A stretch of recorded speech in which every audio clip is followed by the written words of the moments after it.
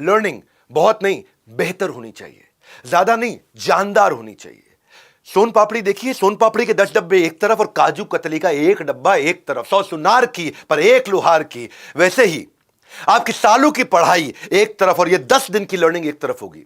तोल के देखोगे ना तो दावा करता हूं टॉप 10 कॉलेजेस का एमबीए एक तरफ और 10 दिन के इस करिकुलम के आगे सब हल्का पड़ जाएगा। इतना तो दूंगा कि बुढ़ापे तक आपको काम आएगा। नमस्कार, विवेक बिंद्रा बोल रहा हूं, फाउंडर एंड सीईओ बड़ा बिजनेस.com। देश के लिए जो मिशन शुरू किया, स्वागत है आप सबका। मैं सबसे बड़े मिशन में 10 डे एमबीए के डे 2 में, आज दिन है दूसरा, लेकिन काम हर एक के आएगा। सबसे पहले कल का क्विक रिकैप दे देता हूं। 10 डे प्लान क्या चल रहा है मेरा। पहले दिन कल, यानी कि हमने सीखा था how to start a startup. पूरी स्टार्टअप की हमने 100 दिन 1000 दिन की शुरुआती जर्नी को समझा था। अब जब आप स्टार्टअप करने उतर चुके हो, थोड़ा कस्टमर को और समझना है, मार्केट रिसर्च और प्रोडक्ट कैसे डेवलप करूं। कल सिखाऊंगा अब किस स्ट्रैटेजी के साथ बाजार जाऊं। चौथे दिन सिखाऊंगा उसको मार्केट कैसे करूं। पांचवें दिन सिखाऊंगा कैसे पर्सनैलिटी और कम्युनिकेशन को मजबूत करके सेल्स के लिए उतरूं। छठे दिन आप पूरा सेल्स सीख जाएंगे कि आप सेल्स करना है। सेल्स करके जब पैसा आने लगेगा, माल बिकने लगेगा, पैसा आने लगेगा, माल बिकने लगेगा, तो मैन पावर चाहिए। ऑर्गेनाइजेशन बड़ी करनी तो एचआर सिखाऊंगा कैसे मैन पावर बड़ी किया जाए। आठवें दिन उस ऑर्गेनाइजेशन, उस मैन पावर को प्रोडक्टिव कैसे बनाऊं। नौवें दिन अब सब प्रोडक्टिव हो गए, मैन पावर आ गई, मेरी सेल्स बढ़ गई, मार्केटिंग बढ़ गई, मेरी स्ट्रैटेजी ठीक चल रही है, तो अब बिजनेस ऑपरेशन एक्सपेंशन, अब मैं नया मार्केट में कैसे एंटर करूं। और फाइनली ये सब ठीक ठाक चलता रहा, इसके लिए एग्जीक्यूशन फ्रेमवर्क क्या होंगे। तो आज दूसरा दिन, आज के अध्याय एपिसोड नंबर 2 की शुरुआत जो कर रहा हूं मार्केट रिसर्च से। क्या है मार्केट रिसर्च, क्या होता है ये? सिंपल उदाहरण ले लेता हूं।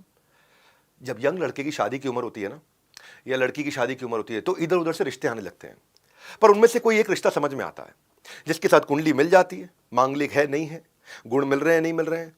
इधर उधर से फिर उसकी पूछताछ शुरू करते हैं। लड़का कैसा है, परिवार कैसा है, मोहल्ले में कैसा नाम है, खाता पीता तो नहीं है, गुंडागर्दी तो नहीं करता है, मोहल्ले में स्टेटस कैसा है उनका, आस पड़ोस से सारी इंफॉर्मेशन गैदर की जाती है। एक लाइन में यह है मार्केट रिसर्च।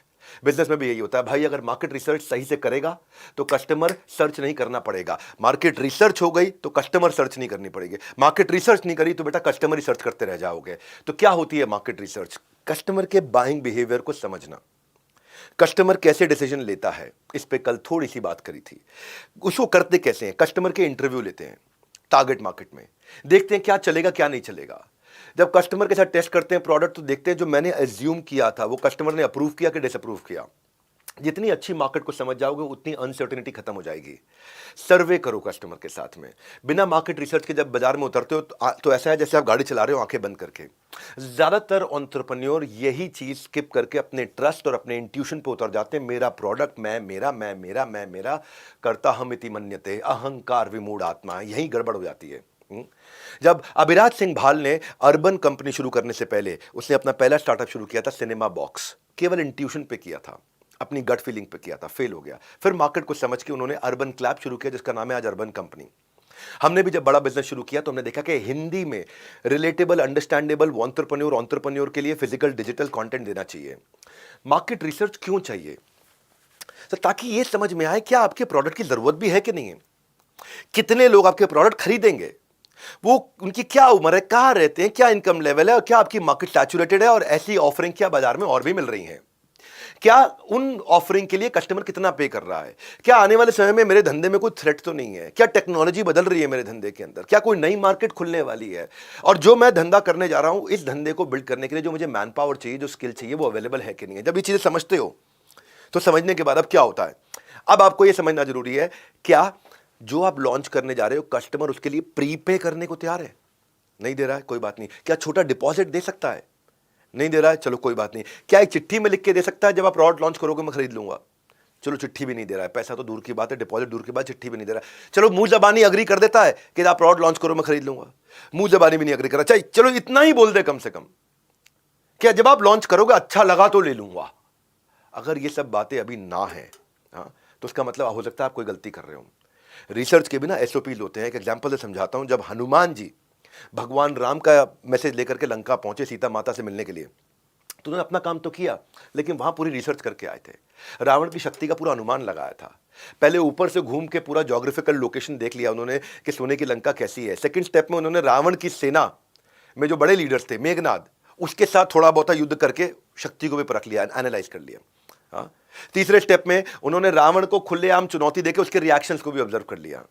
तो हनुमान जी पूरी तैयारी करके आए थे। जब हनुमान वापस श्री राम से आकर के मिले तो उनको सारी strength, weakness, opportunity, threat point wise explain कर दिया और वो इन्फॉर्मेशन के प्रोज एंड कॉन्स के बेसिस पे अपनी स्ट्रैटेजी बनाई। आपको भी अगर अपने बिजनेस में विजय चाहिए तो हनुमान जी की तरह थोड़ा समझना पड़ेगा कितनी तरह की रिसर्च होती है।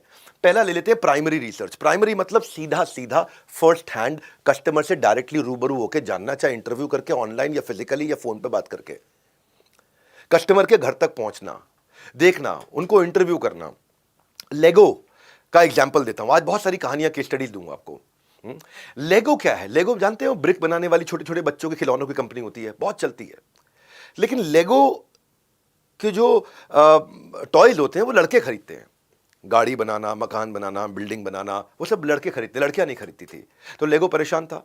लेगो गया मार्केट रिसर्च करने, लड़कियां क्यों नहीं खरीद रही भाई? उनके यहाँ 91% लड़के खरीद रहे हैं, 9% लड़कियां खरीद रही हैं। तो उन्होंने 3,500 लड़कियों के साथ में रिसर्च किया और समझा उनकी हैबिट्स को, उनको क्वेश्चन किया, उनकी माओं को क्वेश्चन किया, बच्चों को क्वेश्चन किया, टीचर्स को क्वेश्चन किया और तब एक नया सीरीज लेकर के आए, फ्रेंड्स। ये फ्रेंड्स सीरीज वो लड़कियों के लिए लेकर के आए जिसमें pink, green, lemon, neon, fluorescent, vibrant colour के साथ में ब्रिक कलर हुआ करते थे पहले, ईंटों वाला कलर, वो हटा करके 45 female figurines, accessories, hair band, purse, ये सब लॉन्च किए उन्होंने।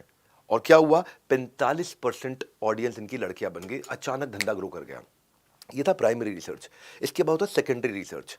आप डायरेक्ट कस्टमर से नहीं पूछ रहे, लेकिन किताब, न्यूज़पेपर, गवर्नमेंट रिपोर्ट, कोई वेबसाइट पे, कोई डेटा, कोई टेलीफोन डायरेक्टरी से, कोई पब्लिक स्पीकर से, कोई बजट से, कोई प्रेस कॉन्फ्रेंस से, कोई ट्रेड एसोसिएशन से, कोई रिसर्च एसोसिएशन से, कोई फाइनेंशियल इंस्टीट्यूशन से, कोई बैंक से। यानी कि कस्टमर से बात नहीं हो रही, दूसरों से बात हो रही है। फिर तीसरा तरीका है, आप ये देखो कि ब्रांड एडवोकेसी चेक करो, कितने कस्टमर ऐसे हैं जो आपके ब्रांड को रेकमेंड कर रहे हैं। टोटल कस्टमर में से कितने कस्टमर रेकमेंड कर रहे हैं, कितने कस्टमर टोटल बाजार में से आपको सीरियस मानते हैं, उसको बोलते हैं ब्रांड अवेयरनेस। फिर है ब्रांड लॉयल्टी, कितने कस्टमर ऐसे हैं जो आपके साथ लंबे समय तक टिका रहना चाहते हैं।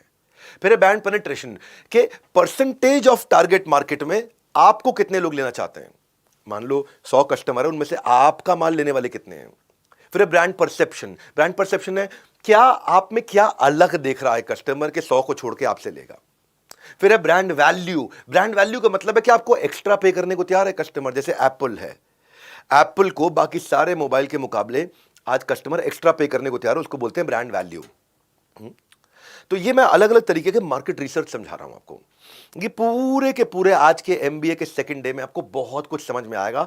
इसको इजी भाषा में भी समझाता हूं। एक होता है कैंपेन की इफेक्टिवनेस। देखो 2005-6 में वॉलमार्ट ने बहुत बड़ी गलती कर दी थी। क्या गलती किया? वॉलमार्ट ने एक बड़ा डाउनटर्न फेस किया था कि फुटफॉल खत्म हो गया, लोग आना बंद कर दिए। तो उसका रीजन क्या था? उस वॉलमार्ट ने कैंपेन इफेक्टिवनेस में जो रिसर्च किया, उसने देखा कि उसने लिखा एवरीडे लो प्राइस।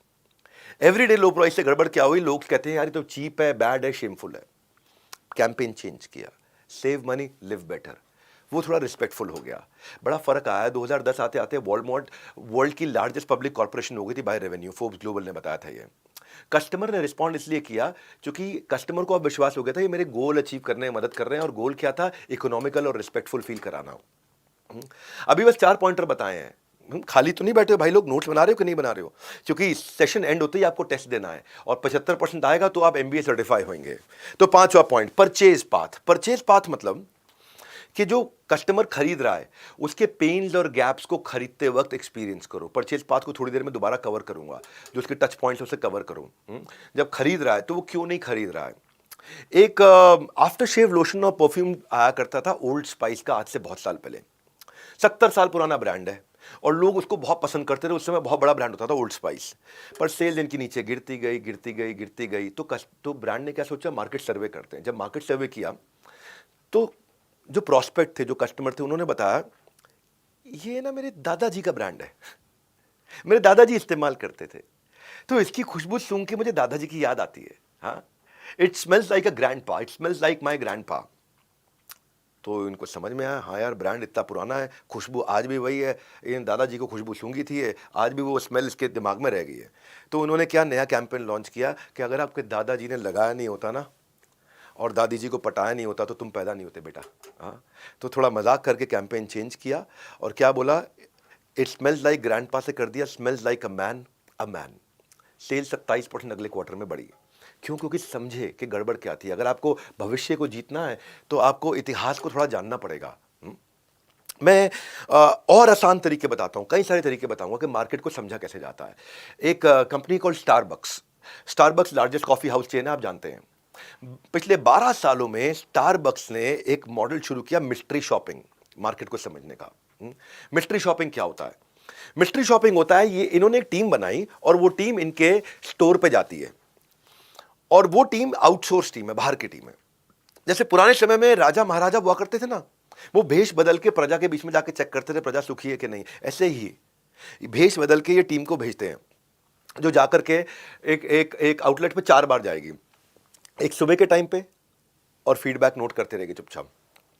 दूसरा, जब शाम को आउटलेट बंद हो रहा हो। तीसरा, जब आउटलेट बहुत बिजी हो। चौथा, जब आउटलेट एकदम खाली पड़ा हो। तो 4 समय पे अलग अलग जाते हैं और जाकर के वहां की क्लीनलीनेस चेक करते हैं, पार्किंग चेक करते हैं, अंदर का बाथरूम हाइजीन चेक करते हैं, स्टोर हाइजीन चेक करते हैं, देखते हैं पेस्ट्री फूड वगैरह ठीक से लेबल लगा है कि नहीं लगा, चेक करते हैं कि काउंटर क्लटर फ्री है या काउंटर थोड़ा गंदा हो गया है, चेक करते हैं कि एंट्री पे वेलकम किया कि नहीं किया गया स्टारबक्स में। मेरे को तो नोट्स बनाते रहते हैं, नोट्स बनाते रहते हैं।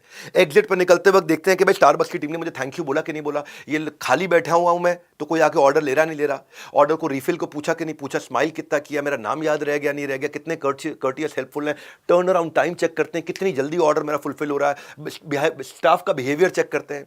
तो स्टारबक्स जो है ना, ये भी कहता है कि जो टीम है उसको बोलते हैं जब बहुत ज़्यादा भीड़ हो ना तो गलत क्रेडिट कार्ड पकड़ा देना, तो सामने वाला झुंझुलाएगा। नहीं झुंझुलाया तो एक काम करो, एक नॉन फंक्शनल डेबिट कार्ड दे दो। अब तीसरे में फिर कैश देना हो तो $1 का खर्चा हो या $2 का खर्चा हो तो $100 का नोट देना। देखो कैसे बिहेव करते हैं। नहीं, उसके बाद फिर फाइनली उनको सही अमाउंट दे देना, और उसके बाद देखो कि वो रिसीट यानी कि रसीद दे रहा है कि नहीं दे रहा। ये सारी चीजें चेक करते थे और उसके बेसिस पे कस्टमर एक्सपीरियंस इंप्रूव करते थे। क्यों? क्योंकि फीडबैक लेके, इसको बोलते हैं मार्केट रिसर्च। भैया मैनुअल जरूर खोल के रखना, फिर याद दिला रहा हूं, बार बार नहीं याद दिलाऊंगा। पीडीएफ से काम नहीं चलेगा, प्रिंट आउट लेके रखो हर बारी, हर एक सेक्शन पे प्रिंट आउट अपने सामने रखो, क्योंकि स्क्रीन पर आपको पेज नंबर डिस्प्ले होता जा रहा है और मैं अपनी स्पीड से बोलते जाऊंगा, फिर आप मिस कर जाओगे। बाद में मैनुअल के साथ आप अच्छा समझ जाओगे, वहीं पर आप अपना स्क्रिबलिंग करते रहोगे। फिर क्या है, एक होता है convenience over cost versus cost over convenience. कुछ कस्टमर है वो कॉस्ट से टेंशन नहीं, उनको कन्वीनियंस चाहिए। कुछ कस्टमर है अरे कन्वीनियंस दो ना दो भैया, पैसा कम लगना चाहिए। आपका कस्टमर कौन है, उसका मार्केट रिसर्च करो। जैसे स्केचर जूता होता है, स्केचर जूता क्वालिटी में अच्छा नहीं है। अगर रनिंग करोगे स्केचर जूता पहन के ना, स्पोर्ट्स का जूता होता है, 5-6 हज़ार रुपये का जूता आता है और एवरेज 7 हज़ार रुपये का, वो फट जाता है जल्दी। वो जाना जाता है कंफर्ट के लिए, क्योंकि उसका जो सोल है अंदर, पतावा होता है जो अंदर, वो बहुत कंफर्टेबल होता है, मेमोरी फोम होती है उसमें।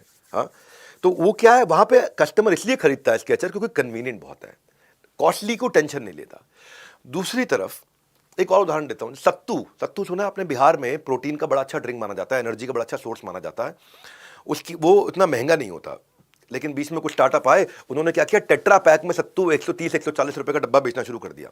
बिका ही नहीं, क्योंकि सत्तू खरीदने वाला कॉस्ट ओवर कन्वीनियंस देखता है।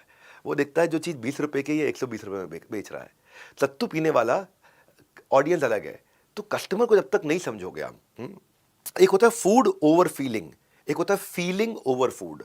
तो कस्टमर फूड के चक्कर में आया या फीलिंग के चक्कर में आया?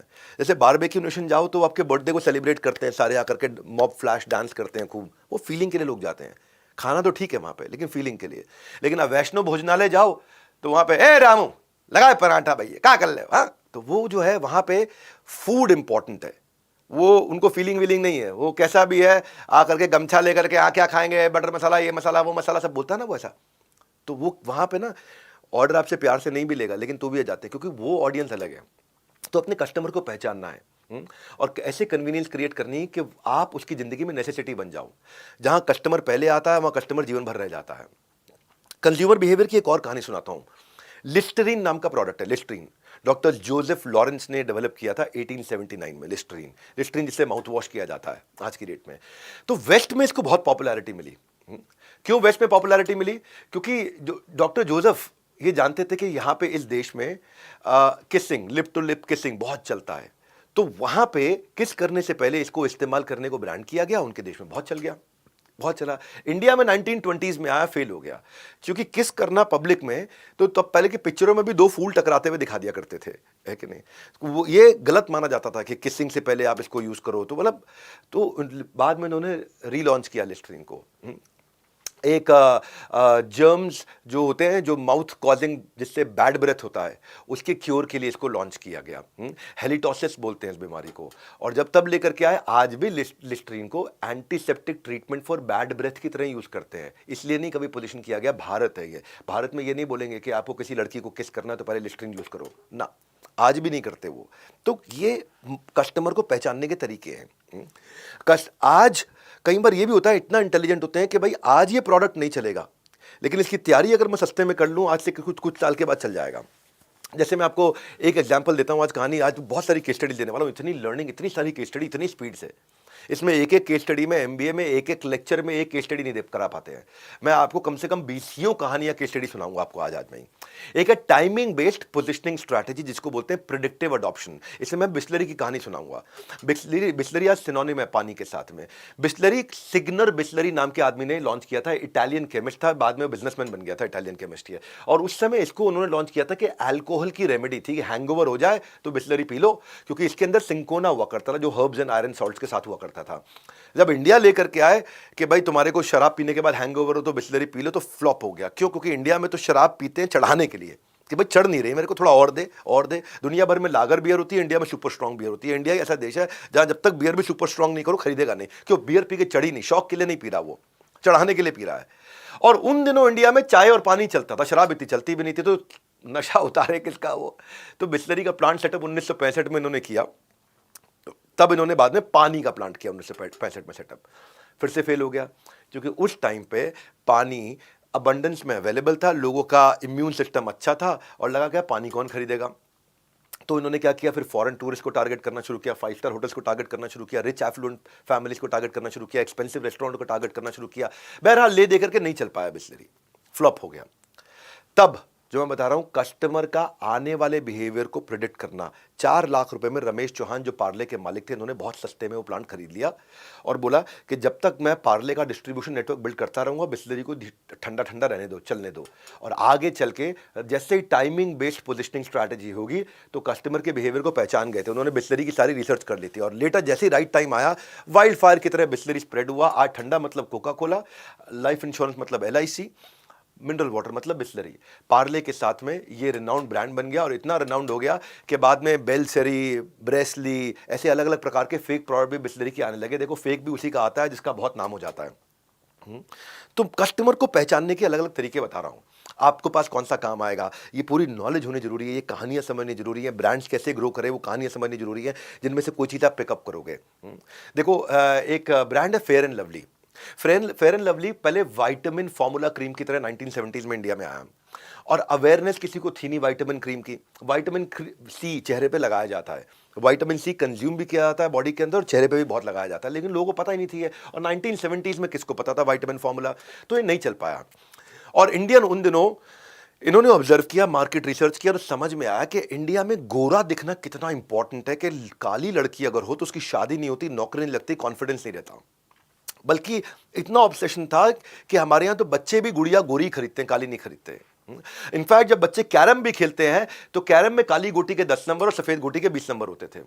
इन्होंने बॉलीवुड को स्टडी किया, बॉलीवुड में देखा ऑब्सेशन विद फेयर स्किन इतना ज्यादा था कि गाने भी ऐसे ही बनते थे, ये चांद सा रोशन चेहरा, जुल्फों का रंग, जैसे गोरी तेरा गाँव बड़ा प्यारा, मैं तो गोरी तेरा गाँव बड़ा प्यारा, हाँ गोरे रंग पे ना इतना गुमान कर, गोरी है कलाइयाँ। गाने भी वैसे ही बनते थे, हम काले हैं तो क्या हुआ दिल वाले। मतलब इतना आदमी मरे जा रहा है कि उसको एक्सप्लेन करना पड़ रहा है, जस्टिफाई करना पड़ रहा है। ओ गोरी गोरी ओ बाकी छोरी कभी मेरी गल, तो कितने सारे गाने। वो उन्होंने जब वो देखा ये कि गोरिया रे मेरा दिल चुरा, मैं गोरी पे याद करूं तो कितने गाने मैंने बचपन में सुने हैं। हाँ, गोरिया चुराना मेरा चुरा के दिल मेरा, गोरिया चली। तो फेयर एंड लवली को समझ में आया कि फेयरनेस डार्क कंप्लेक्शन के ऊपर कितना ज्यादा इंपॉर्टेंट है, तो विटामिन फॉर्मूला क्रीम का नाम बदल के फेयर एंड लवली क्रीम रख दिया। इतना मैसिव हिट हुआ, इतना मैसिव हिट हुआ कि यूनिलीवर ने बाद में मेलानिन सप्रेसर, जो एक मेलानिन जिससे गोरापन रहता है, उस केमिकल को फेयर एंड लवली के साथ में पेटेंट इन्होंने करा लिया। और 80% मार्केट शेयर फेयरनेस क्रीम का कैप्चर कर लिया। बाद में multi vitamin, anti marks, winter care, natural glow, Ayurveda, sun protection, fair, कितने सब में घुस गए। लेकिन एक समय आया कि किसी एक लड़की ने बैंगलोर में इनके ऊपर केस कर दिया, और इनके ऊपर ऑनलाइन बैकलैश बहुत आया, रेसिज्म का बैकलैश आया, कि गोरे काले में भेद करने का बैकलैश आया। यूनिलीवर ने बाद में फेयर वर्ड ड्रॉप किया फेयर एंड लवली से, ब्लैक इज ब्यूटीफुल कैंपेन लेकर के आया। तो जैसे जैसे मार्केट बदली वैसे वैसे बदले, तो फेयर एंड लवली का नाम बदल के कर दिया उन्होंने ग्लो एंड लवली। तो कैसे कैसे मार्केट को समझा, और तब भी बहुत आगे रहे, आज भी बहुत आगे हैं। एक बात आपको बता देता हूं, बीच बीच में याद जरूर दिलाऊंगा कि महंगी चीज़ों पर जितना डिस्काउंट लगा दो महंगी लगती हैं। 50% डिस्काउंट के बाद भी ज़ारा की जैकेट महंगी लगती है, लोगों की जेब ठंडी कर देती है। नाइकी के एक जूते में महीने की सैलरी खराब हो जाती है। तो पढ़ाई भी इतनी महंगी है कि कोर्स के चक्कर में स्टूडेंट कंगाल हो जाता है। आज की केस स्टडी सुन के आप कहेंगे कि इसके मैं पैसे भी दे सकता हूं, इतनी केस स्टडी दे रहा हूं, इतनी केस स्टडी दे रहा हूं। मैं पैसे ले नहीं रहा इस 10 डे MBA में, लेकिन आप पैसे अगर मैं ले लेता तो भी आप खुश होते, क्योंकि इतना अच्छा कंटेंट दे रहा हूं आपको। ये कंटेंट कहीं नहीं मिलेगा। मैं आपको मार्केट रिसर्च के, अब मैं सक्सेस बताए, कुछ फेलियर भी बताता हूं। फेलियर कैसे होते हैं? देखो, अगर डिमांड अगरबत्ती की है और आप सप्लाई चाय पत्ती करोगे तो गड़बड़ हो जाएगी। अगर डिमांड बटर की है, आप सप्लाई मटर करोगे तो भी गलत हो जाएगा। अगर डिमांड पेंसिल की है, आप सप्लाई यूटेंसिल करोगे तो गलत हो जाएगा। कस्टमर डिमांड का रिप्लाई और आपका सप्लाई मैच होना चाहिए। कस्टमर की डिमांड का क्या रिप्लाई है और आपका क्या सप्लाई है। हाँ, अनुमान मत लगाओ, रिसर्च करो, अच्छे बच्चों की तरह बने रहना। अब बताऊंगा मार्केट रिसर्च के वो फेलियर जिससे कस्टमर के मूड को जो ठीक से नहीं समझ पाया बर्बाद हो गए। पहला एग्जांपल देता हूं मैकडॉनल्ड्स का। मैकडॉनल्ड्स ने अपनी आइडेंटिटी शिफ्ट कर दी गलती से। मैकडॉनल्ड्स को थोड़ा सा फीडबैक क्या मिला कि आपके खाने में बहुत कैलोरी है, बहुत कैलोरी, हाई फैट मील है, हाई फैट मील है, बर्गर फ्रेंच फ्राइज। इसने कहा मैं हेल्दी सैलेड लेके आता हूं। मैकडॉनल्ड्स ने उसको लगा आइडिया बड़ा अच्छा होने वाला है और इसको मैं कैपिटलाइज करता हूं, राइजिंग ट्रेंड है इस समय हेल्दी लिविंग का, सैलेड लेकर के आया मैकडॉनल्ड्स। और कस्टमर ने को सैलेड पसंद नहीं आए, क्योंकि कस्टमर मैकडॉनल्ड्स को फ्रेंच फ्राइज और बर्गर के लिए जानता था। इन्होंने क्या किया, इन्होंने कहा सैलेड पसंद नहीं आ रहे, चलो सैलेड को और टेस्टी बनाते हैं। उन्होंने उसमें कई फ्लेवर ऐड कर दिए, सॉसेज ऐड कर दी, ड्रेसिंग्स ऐड कर दी, फ्राइड चिकन और मीट ऐड कर दिया। फर्क क्या पड़ा, ड्रेसिंग सारी और सॉसेज ऐड करने के बाद सैलेड जो है ना उनका, उसकी कैलोरी बर्गर और फ्रेंच फ्राइज से भी ज्यादा हो गई। सैलेड की कैलोरी ज्यादा हो गई। अनफॉर्चुनेटली सैलेड इनके लिए बहुत बड़ा वर्स डिसीजन रहा। इनके जो है बाद में रिसर्च ने बताया इनका फोकस गलत हो गया था, आइडेंटिटी को शिफ्ट कर लिया और क्या बोला, जो क्रिस थे इनके प्रेसिडेंट और CEO मैकडॉनल्ड्स कॉर्पोरेशन के, वो बोले कि हेल्दी सैलेड हमारी सबसे बड़ी गलती थी, हमारा मार्केट रिसर्च का फेलियर था, वर्स्ट बिजनेस स्ट्रैटेजी थी। हेल्दी सैलेड को उन्होंने डिसकंटिन्यू किया और बर्गर फ्राइज आज तक चल रहे हैं इनके, क्योंकि वो उनकी आइडेंटिटी है। इसको बोलते हैं ब्रांड एक्सटेंशन। आप ब्रांड को एक्सटेंड करके कोई नई चीज लेके आओगे, गड़बड़ कर जाओगे। आइडेंटिटी शिफ्ट नहीं करते। कोलगेट ने भी ये गलती करी थी। कोलगेट फ्रोजन फूड में आ गया। जब कोलगेट फ्रोजन फूड में आया, लोगों को लगा, कोलगेट ने सोचा रात को ब्रश करने से पहले ये पहले कोलगेट खा ले, फिर कोलगेट से ब्रश कर ले। लोगों ने कहा यार ये क्या बकवास है? कोलगेट कोई खाने की चीज थोड़ी है। कोलगेट को तो कितनी भी टेस्टी क्यों ना थूकना ही होता है। तो लोग विश्वास ही नहीं कर पाए, ब्रांड के साथ एसोसिएट नहीं कर पाए, और ये ब्रांड एसोसिएशन एक्सटेंड नहीं हो पाया, जिसके कारण सारा फ्रोजन फूड बर्बाद हो गया। आज MBA के प्रोफेसर इसको क्लासिक लेसन बताते हैं मार्केट रिसर्च और ब्रांड एक्सटेंशन में, कि कस्टमर रैडिकली आपके ब्रांड को शिफ्ट नहीं होने देंगे, क्योंकि जो आपकी आइडेंटिटी है उससे अचानक शिफ्ट करोगे। फॉर एग्जाम्पल, मैं बड़ा बिजनेस हूं और बड़ा बिजनेस कंपनी में जीन्स बेचना शुरू कर दूं, दिक्कत हो जाएगी। मैं बड़ा बिजनेस के खाने के पैकेट बेचूं कि ये जी हम बेच रहे हैं बड़ा बिजनेस सैलेड, ये क्या बकवास है? आपका आइडेंटिटी बड़ा बिजनेस है। मार्केट रिसर्च फेलियर में आइडेंटिटी के अंदर एक और उदाहरण देता हूं आपको, पतंजलि का। पतंजलि परिधान स्टोर आए, सब कुछ बेच रहे थे, सैफरन लंगोट से लेके संस्कारी स्कर्ट तक। और जो जीन्स है वो वेस्टर्न कॉन्सेप्ट है, ये पतंजलि की जीन्स लेकर के आए। और जो वेस्टर्न कॉन्सेप्ट है, स्वदेशी जीन्स, सैफरन लंगोट, संस्कारी स्कर्ट। सो पतंजलि जो है ना, उसने इंडियनाइज्ड वर्जन लाने की कोशिश करी। अब पतंजलि का कस्टमर कौन है पहले समझो। देखो, जो लोग लिवाइस पहनते थे वो पतंजलि की जीन्स कभी नहीं पहनेंगे, उनको लिवाइस ही पहननी है। और जो पतंजलि का कस्टमर था वो धोती कुर्ते पजामे वाला था, वो जीन्स वैसे भी नहीं पहनता था। तो ये लिवाइस का कस्टमर ला नहीं पाए, अपने धोती और कुर्ते पजामे वाले कस्टमर को जीन्स पहना नहीं पाए, ये बीच में अटक गए, फंस गए। तो ये इनकी आइडेंटिटी ही नहीं थी। FMCG में, खाने पीने की चीजों में ये किसी को भी टफ कंपटीशन दे सकते थे, नेस्ले को भी, कोलगेट को भी, क्योंकि फूड कैटेगरी, शॉपर्स बोले कि भाई फूड कैटेगरी में हमारे को विश्वास है बाबा जी पे, क्योंकि बाबा जी के पास में नॉलेज है योगा का, हर्बल मेडिसिन का, तो हम पतंजलि के खाने के आइटम ले सकते हैं, दवाइयां ले सकते हैं, पतंजलि की जीन्स नहीं पहनेंगे। तो पतंजलि ने यही गड़बड़ कर दी कि भाई अनऑर्गेनाइज्ड मार्केट में सस्ती जीन्स लोगों तो और भी मिल रही थी। तो पतंजलि जहां पे गया वहां पे इनका कस्टमर इनके पास आया नहीं, क्योंकि उसको जीन्स की आदत नहीं, और जो जीन्स पहनने वाला है वो ये बोलता था कि भाई मुझे ऑर्गेनिक जीन्स नहीं चाहिए, मैं डिस्काउंट का वेट कर लूंगा लिवाइस के। दिल्ली यूनिवर्सिटी के स्टूडेंट्स ने बोला लिवाइस पे डिस्काउंट का मैं 1 साल वेट कर लूंगा, लेकिन पतंजलि की जीन्स नहीं पहनूंगा, तो बीच में आगे फंस गए। तो अपनी आइडेंटिटी के को मार्केट रिसर्च करना चाहिए। हार्ले डेविडसन भी एक बार हार्ले डेविडसन की बिस्किट ले आया, कुकीज ले आया, फेल हो गया। वर्जिन एयरलाइंस, आप जानते हैं वर्जिन एयरलाइंस के ऊपर मैंने केस स्टडी भी बनाई हुई है। वो लड़कियों के कपड़े ले आया, वाटर प्यूरिफायर ले आया, नहीं चलेगा। कैडबरीज चॉकलेट एक बारी कैडबरीज के आलू ले आया, मैश्ड पोटैटो, कहां चलेगा।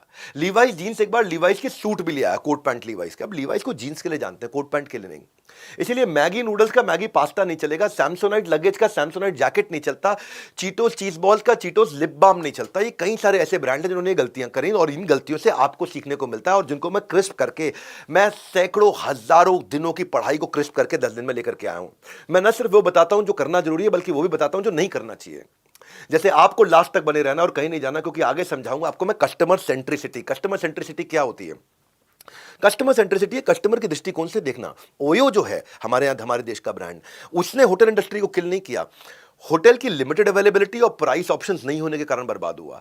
अमेज़न ने जाके रिटेलर्स को बर्बाद नहीं किया, रिटेलर्स ने कस्टमर सर्विस नहीं दी, इसलिए बर्बाद हुआ। इसको बोलते हैं कस्टमर सेंट्रिसिटी। उबर ने टैक्सी के धंधे खत्म नहीं किए, टैक्सी अवेलेबल नहीं थी, लिमिटेड टैक्सी थी, फेयर कंट्रोल करते थे, इसलिए हुआ। तो मार्केट रिसर्च को समझो पहले। जब आप प्रोडक्ट लॉन्च करने जाते हो तो मार्केट रिसर्च को समझते हो। मार्केट रिसर्च किया तो प्रोडक्ट लॉन्च करेंगे। जैसे क्या होता है कि जब मोबाइल में, मैं भी मोबाइल यूज करता हूं, नया वर्जन आता है, हम तुरंत फोन अपडेट पे लगा देते हैं, कोई नया फीचर मिस ना हो जाए, अरे भैया नया अपडेट ले लो। तो पीछे रह के कौन पछताना चाहता है? तो पहले शैम्पू को सिर्फ सैशे मिलते थे, डव ने उसमें कंडीशनर भी अटैच कर दिया, कुछ नया किया। पहले सिर्फ नॉर्मल ओट्स आते थे, अब उसमें वेजिटेबल्स भी ऐड कर दिए। और ये सिर्फ रिसर्च से ही पॉसिबल होता है, क्योंकि वो आपको अवेयर कराता है। इसीलिए डिसीजन गेस करके नहीं, रिसर्च करके लो। अब आपने रिसर्च किया, अब आप प्रोडक्ट डेवलप करने जा रहे हो। ये आपका दूसरा अध्याय आज का। प्रोडक्ट डेवलप कैसे करते हो? डिजाइन थिंकिंग के थ्रू करते हो।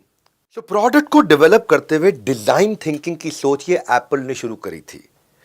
डिजाइन थिंकिंग, हाँ, पहले उससे पहले आपको समझना पड़ेगा MVP, जो मैंने कल भी थोड़ा बताया था, MBVP, minimum business viable product, कल इसके बारे में थोड़ी सी बात करी थी कि जो मिनिमम वायबल बिजनेस प्रोडक्ट होता है, ये इसमें आपको ये चेक करना होता है कैसे पता चलेगा कि मिनिमम वायबल है कि नहीं है। यानी मिनिमम वायबल का मतलब कम से कम ये कस्टमर को हमने ये देख लिया ये वायबिलिटी आएगी कि नहीं आएगी। वो इससे पता चलेगा कस्टमर इसको बार बार खरीदने को तैयार है, यूज करने को, रिपीट कर करके यूज करने को तैयार है। उसका डेटा कलेक्ट करना होता है कि कस्टमर इसको इस्तेमाल करते हुए कितना एंगेज हो रहा है, जो भी चीज आपने लॉन्च करी कितना एंगेज हो रहा है, क्या वो आपके प्रोडक्ट की एडवोकेसी मतलब वकालत करने को तैयार है सड़क पे।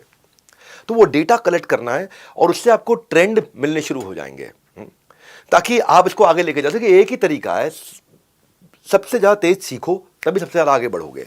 तो वो डेटा से सीखोगे कि कस्टमर क्या कह रहा है।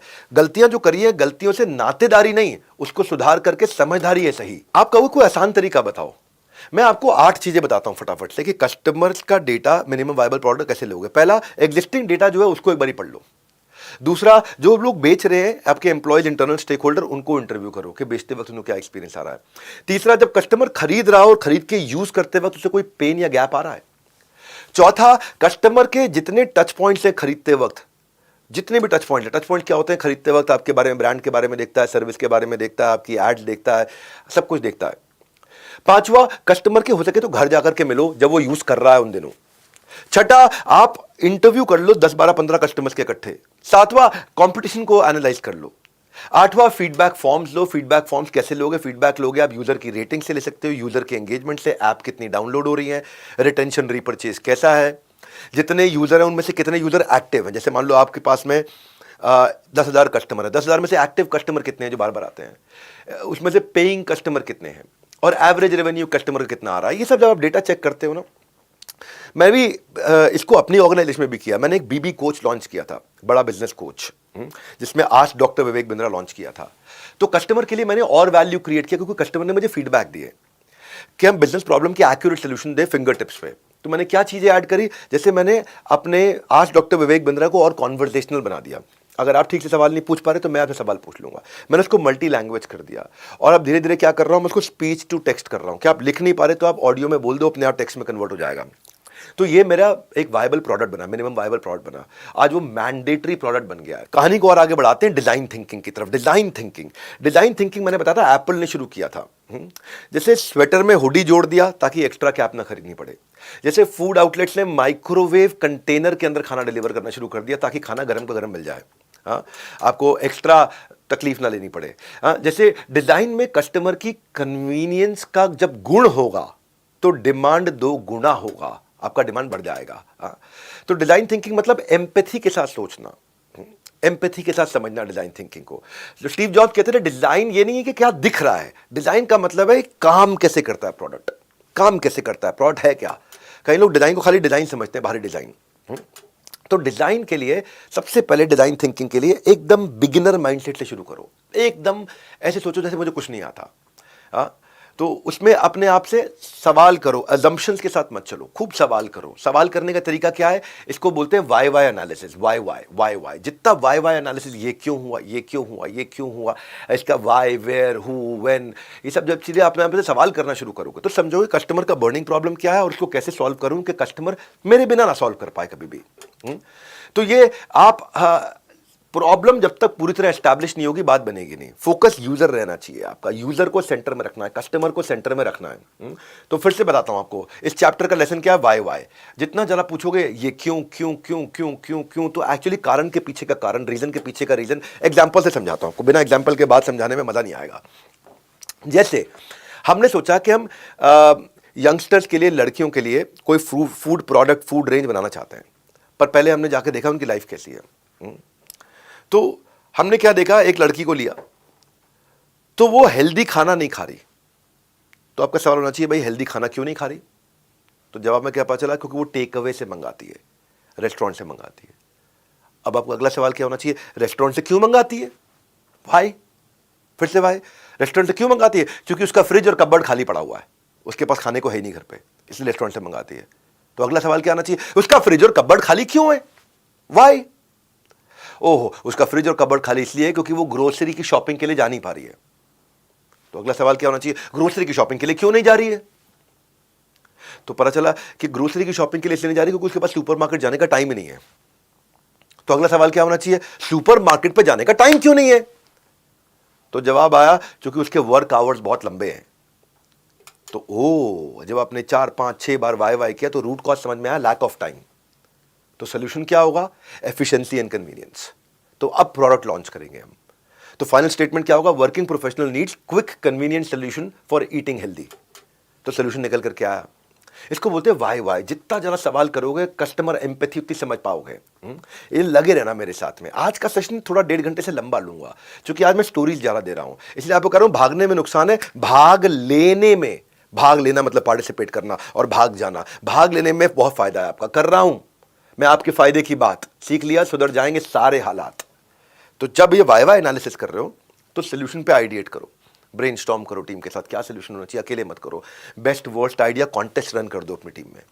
स्टोरी बोर्डिंग करो, पूरी स्टोरी बोर्डिंग करो, कस्टमर ऐसे खरीदेगा, ऐसे यूज करेगा, ऐसे इस्तेमाल करेगा, उसको ये मजा आएगा, ये नुकसान होगा, ये फायदा होगा। अपनी अजम्पशंस को सवाल करो, अपनी अजम्पशंस को क्वेश्चन करो। जो आपने अज्यूम किया है ये लॉन्च करूंगा, उसको भी सवाल करो, उसको भी खूब सवाल उठाओ, उसके ऊपर भी देखो कि where can I go wrong, मैं कहां गलती कर सकता हूं, कस्टमर को सेंटर में रख के। तो जब आप प्रोटोटाइप बना लोगे ना, फिर उसके बाद छोटे से कस्टमर बेस के साथ या अपनी टीम के साथ उसको शेयर करो। ये एक्सपेरिमेंटल फेज है आपका। हाँ, हो सकता है एक्सेप्ट हो सकता है रिजेक्ट हो सकता है इंप्रूव करना, हो सकता है री एग्जामिन करना हो। तो ये गाइडलाइंस हैं आपके लिए लेकिन ये नहीं है कि बैठे रह जाऊं, शुरू कर दो बनाना। परफेक्ट टाइम का वेट मत करो, पहला प्रोडक्ट फाइनल प्रोडक्ट नहीं होता। Don't spend too much time, बस यूजर को माइंड में रख के बनाना शुरू करो, इंप्रूव करते जाओ, बनाना शुरू करो, इंप्रूव करते जाओ, टेस्ट करो, बनाना शुरू करो, इंप्रूव करते जाओ, अपने प्रोटोटाइप को टेस्ट करो, बनाना शुरू करो, इंप्रूव करते जाओ। कस्टमर को सेंटर में रखो, आपको इश्यूज मिलते जाएंगे और फाइनल प्रोडक्ट इंप्रूव होता रहेगा। आपके लिए सबसे इंपॉर्टेंट चीज अभी के लिए यह है कि मुझे मालूम है 1.5-2 घंटा बैठना आसान नहीं होता है। आप चकदे में शाहरुख खान ने 70 मिनट मांगे थे, मैं आपसे 10 दिन मांग रहा हूं, और 10 दिन की लर्निंग एक तरफ है और आपकी पूरी 1 जन्म की लर्निंग या 10 जन्म की लर्निंग कह दूंगा एक तरफ है। हाँ, तो जब आप बनाते हो, जब आप ये डिजाइन थिंकिंग करते हो, मैं आपको एक इससे कोई स्टोरी सुनाता हूं। आपको एयरबीएनबी की कहानी से शुरू करता हूं। एयरबीएनबी क्या है आपको पता है, हमारे जैसे ओयो है, थोड़ा सा डिफरेंट मॉडल है पर सिमिलर चीज है। बिगेस्ट ऑनलाइन रेंटल है, होम का, होटल का, अपार्टमेंट्स का, home stay across the world सबसे ज्यादा बेचता है। तो जब ये शुरू हुआ ना एयरबीएनबी, इनकी वेबसाइट पर ट्रैफिक आता था, लोग आते थे, पर इन कन्वर्ट नहीं होते थे, कन्वर्जन नहीं होता था, लोग इनके प्रोडक्ट सर्विसेज को यूज नहीं करते थे। तो उन्होंने जब स्टडी किया तो समझ में आया कि कॉमन पैटर्न है कि जो पिक्चर्स अपलोड करी हुई, स्मार्टफोन से खींच के घरों के लोगों ने पिक्चर अपलोड की है कि भाई हम किराए पे अपना घर चढ़ा रहे हैं, आ जाओ। अब वो फोटो के अंदर क्वालिटी और नीटनेस आती नहीं थी क्योंकि मोबाइल से खरीदा हुआ था और पूरा घर दिखाया नहीं हुआ था। और लोगों को आइडिया नहीं पता चलता था मैंने रुकना कहाँ पे, रहना कहाँ है, बेडरूम कहाँ है, ड्राइंग रूम कहाँ है, बैल्कनी कहाँ है, वॉशरूम कैसा है। क्योंकि थोड़ी बहुत पिक्चर डालते थे मोबाइल से खींच के और लोग, ट्रैफिक आता था वेबसाइट पे, लेकिन कमरे किराए पे चढ़ते नहीं थे, बुकिंग होती नहीं थी। तो उन्होंने डिसाइड किया कि हम एक स्केलेबल सोल्यूशन लेकर के आते हैं प्रोफेशनल एचडी कैमरास का, और रीजन वाइज, शहर वाइज इन्होंने एक टीम खड़ी कर दी कि जिसको भी चढ़ाना हो उसके लिए एक बार शुरू में पहले सपोर्ट के लिए फोटोग्राफ खींचेंगे वहाँ पे, और कस्टमर की अच्छी प्रोफेशनल फोटोग्राफ्स को लिस्ट करेंगे और beautiful high resolution picture list करेंगे। बस एक ही हफ्ते के अंदर इनके रेवेन्यू हर हफ्ते डबल होना शुरू हो गया। क्यों? क्योंकि अंदर घुसे थे, है ना, अंदर घुसे। नहीं तो क्या करते गलती, और ऐड लगाते और ट्रैफिक आता, फिर कन्वर्ट नहीं होता, और ऐड लगाते और ट्रैफिक आता, कन्वर्ट नहीं होता, बहुत नुकसान में चले जाते हैं। हमारे यहाँ साउथ इंडिया में एक सोशल सर्विस की टीम आरंभ, जिसने बहुत बढ़िया काम किया, क्योंकि जो स्कूल के बच्चे होते हैं ना, हमारे यहाँ स्कूल के बच्चे, इंडिया में बहुत खराब हालत होती है, ना लिखने पढ़ने के लिए टेबल होती है सरकारी स्कूलों में, ना स्कूल बैग्स होते हैं, ना कुर्सी होती है, उसके चक्कर में वो ज़मीन पे बैठते हैं, झुक के बैठते हैं, ऐसे बैठते हैं, और उसके कारण क्या हुआ, गर्दन में दर्द, पीठ में दर्द, आंखें कमज़ोर हो जाना, पुअर आई साइट हो जाना, हैंड राइटिंग साफ नहीं आना। तो उन्होंने कहा पैसे नहीं है हमारे पास में, लेकिन हमें क्या प्रोडक्ट लेकर के आए जो इकोनॉमिकली वायबल हो और बड़े स्केल पे प्रोड्यूस कर सकें। तो आरंभ ने क्या किया, इस प्रॉब्लम को ध्यान से समझा और बच्चों को देखा कैसे बैठेंगे, उनके लिए कैसे काम चलेगा। तो गत्ते इन्होंने कार्टन्स, कॉर्पोरेट से, रिटेलर से, कॉर्पोरेट हाउसेज से, रिटेल आउटलेट से यूज्ड कार्टन्स देने शुरू करे, गत्ते के कार्टन होते हैं ना, और उनको फोल्ड करके एक पोर्टेबल राइटिंग डेस्क बना दिया। तो फिर इन्होंने सोचा इससे अभी स्कूल बैग की प्रॉब्लम सॉल्व नहीं हो रही, तो डेस्क तो बन रहा है। तो उन्होंने क्या किया, उसी को ऐसा चेंज किया कि उसी से ही इन्होंने उसको फोल्ड करो तो स्कूल का बैग बन जाए, उसमें किताबें डाल दो, और जैसे स्कूल में बैठे तो उसी को फोल्ड करें दोबारा तो वो टेबल बन जाएगी, उसमें बैठ करके लिख सके। तो बच्चों की हैंड राइटिंग भी अच्छी हुई, कमर भी सीधी रहने लगी और उनकी आई साइड भी ठीक रहने लगी। और इन्होंने क्या किया, ये सारा का सारा इन्होंने 14 रुपए के अंदर बिल्ड कर दिया। आप यहाँ सामने प्रोटोटाइप देख सकते हैं, इसको स्केल किया बाद में, और यही इनका डेस्क भी बन जाता था, वही बच्चों का बैग भी बन जाता था, बच्चे इसको टांग करके भी जाते थे, और टांगने के लिए भी गत्ते का रस्सी सा बना दिया उन्होंने, ईजी हो गया उनकी लाइफ। डिज़ाइन थिंकिंग के थ्रू जाते हैं, जब कंज्यूमर एम्पैथी के थ्रू जाते हैं। मैं आपको एक उदाहरण देता हूँ लाइफ सेविंग डॉट का। भारत के अंदर लाखों महिलाएं ऐसी हैं जिनको आयोडीन डेफिशिएंसी हो जाती है, जिसके कारण फाइब्रोसिस्टिक ब्रेस्ट कैंसर या ब्रेस्ट डिजीजेज हो जाती हैं औरतों को। और क्यों? उसके लिए सरकार फ्री की दवाइयाँ तो दे रही हैं, सप्लीमेंट्स दे रही हैं आयोडीन के, लेकिन औरतें वो दवाई लेने जाती नहीं, क्योंकि औरतें कहती है मेरे को बीमारी थोड़ी है तो दवाई खाऊंगी, लेकिन उनको आयोडीन की कमी हो जाती है। तो रियल चैलेंज था इन औरतों को दवाई दे कैसे इनके मुंह में दवाई डाली जाए, क्योंकि दवाई फ्री में मिल रही है तो भी नहीं खाते। तो इन्होंने औरतों की जिंदगी को स्टडी किया तो देखा कि भारत के अंदर ट्रेडिशनली महिलाएं जो हैं सब बिंदी जरूर लगाती हैं, और जो बिंदी लगाती हैं, बिंदी हमारे यहाँ ट्रेडिशनल सिंबल है ब्यूटी का हमारे भारत देश में। तो इन्होंने क्या किया कि उस बिंदी को इन्होंने उठाया और देखा कि अगर 150 से 200 माइक्रोग्राम आयोडीन चाहिए होती है, उसको बिंदी के अंदर ऐसे सेट कर दिया कि अगर वो बिंदी लगाएगी तो बिंदी से डिस्पेंस होकर के वो आयोडीन बॉडी के अंदर जाएगा। तो उन्होंने कहा दवाई दे दो तो वो नहीं खरीदेगी, बिंदी बांटनी शुरू कर दो तो बिंदी जरूर ले जाएंगे। तो औरतों को जब फ्री बिंदी दी, उन्होंने फ्री बिंदियां लगाई तो उससे आयोडीन उनके अंदर जाने लगा, क्योंकि बिंदी के पीछे लेयर पे आयोडीन चिपका दिया था, और इससे क्या हुआ, ड्रास्टिकली फॉल डाउन हुआ, सारी वो डेफिशिएंसीज, फाइब्रोसिस्टिक ब्रेस्ट कैंसर वगैरह कम हो गए। क्यों? क्योंकि उसको आयोडीन मिलने लग गया। इसलिए इसका नाम रखा लाइफ सेविंग डॉट, एक ऐसी डॉट जो आपकी जिंदगी बचा रही है। तो आपकी भी जिंदगी तभी बचेगी जब आप भी पूरा का पूरा कोर्स अटेंड करोगे और एक बार में अटेंड करोगे। हाँ, एक ही बार में मौका। अभिमन्यु जो थे अर्जुन के पुत्र, चक्रव्यूह वो तोड़ नहीं पाए, मालूम क्यों? क्योंकि माता सुभद्रा बीच में सो गई थी, और सुनते सुनते प्रोसेस के बीच में सो गई। इसलिए आपसे भी कह रहा हूँ, सोना मत भाई। अगर आपने भी बीच में ले लिया रेस्ट तो बिजनेस के चक्रव्यूह में नहीं कर पाओगे अपना बेस्ट। एक और उदाहरण देता हूँ आपको, ऊबर ईट्स का। ये स्विगी जोमेटो बाद में आए, पहले यूएस के अंदर ऊबर ईट्स आया था, और ऊबर ईट्स ने क्या किया, अपनी ऊबर की टैक्सी के साथ में खाने डिलीवरी का मॉडल बनाया था। उन्होंने प्रॉब्लम स्टेटमेंट क्या डिफाइन करी, लोगों को खाने की ज़्यादा ऑप्शंस मिल सके, एक रेस्टोरेंट से ऑर्डर करने की जगह कहीं से भी कर सके। दूसरा, रेस्टोरेंट का धंधा बढ़ जाए, क्योंकि उसके बाद डिलीवरी का धंधा आ जाएगा, दूसरा प्रॉब्लम स्टेटमेंट। तीसरा, जो टैक्सी चलाता है उसको एडिशनल इनकम हो जाए। ये 3 प्रॉब्लम स्टेटमेंट मिली। लोगों को खाने की ज़्यादा ऑप्शंस मिल जाए, रेस्टोरेंट जो खाना बेच रहा है उसको डिलीवरी के लिए से और ज़्यादा रेवेन्यू करने का अपॉर्चुनिटी मिल जाए, और जो टैक्सी ड्राइवर है उसको एक और सोर्स ऑफ इनकम मिल जाए। तो उन्होंने इंटरव्यू किए टैक्सी ड्राइवर्स के इंटरव्यू किए, रेस्टोरेंट ओनर्स के इंटरव्यू किए और कस्टमर्स के इंटरव्यू किए। इंटरव्यू करने के बाद real user delivery partner restaurant के साथ जब इन्होंने डिस्कस किया तो इमर्शन टेक्निक लगा के डिज़ाइन थिंकिंग की। इन्होंने क्या किया, ऑप्शन दिया ड्राइवर को कि अपनी राइड के साथ साथ उसी जर्नी पे वो खाना भी लेके जा सके। तो टेक्नोलॉजी और डिजाइन थिंकिंग को जोड़ के उबर ईट्स ने इस कॉम्प्लेक्स लॉजिस्टिक्स के सोल्यूशन को, डिलीवरी के सोल्यूशन को सॉल्व किया। तब पहली बार उबर ईट्स आया था, उसके बाद यहाँ पे स्विगी जोमेटो वगैरह आए। ये डिजाइन थिंकिंग ऐसा अद्भुत कॉन्सेप्ट है ना कि आपने अपने प्रोडक्ट को नहीं बदला लेकिन सर्विस की छोटी सी चीज बदली। मेरी अगली कहानी में पिल पैक दवाई घर पे भेजने वाली एक कंपनी थी और बाद में एक छोटे से इंप्रूवमेंट के कारण डिजाइन थिंकिंग के ये कंपनी आज से कई साल पहले $1 बिलियन में बिकी अमेजॉन के पास। पिल पैक जो है दवाई खाने के तरीके को कस्टमर की जिंदगी में घुस के उसको सॉल्व किया। मैं समझाता हूं आपको। हर 7 में से एक आदमी भारत में ऐसा है जो दिन में कम से कम 3 बार दवाई खाता है और उसमें से 40% पेशेंट्स ऐसे हैं जो WHO बताता है जो प्रेस्क्राइब्ड मेडिसिन एग्जैक्टली खाते ही नहीं है, भूल जाते हैं, कुछ छूट जाता है, कुछ मिस हो जाता है। और खासतौर से एक उम्र के बाद जब इंसान बूढ़ा हो जाता है तो उसको सारी दवाइयां याद रखना मुश्किल रहता है। ये उस जर्नी में घुसे पिल पैक। और यंगस्टर्स के लिए कई बार प्योर लेजीनेस होती है कि वो दवाई खाना भूल जाते हैं, मल्टीपल मेडिकेशन का हैसल हो जाता है।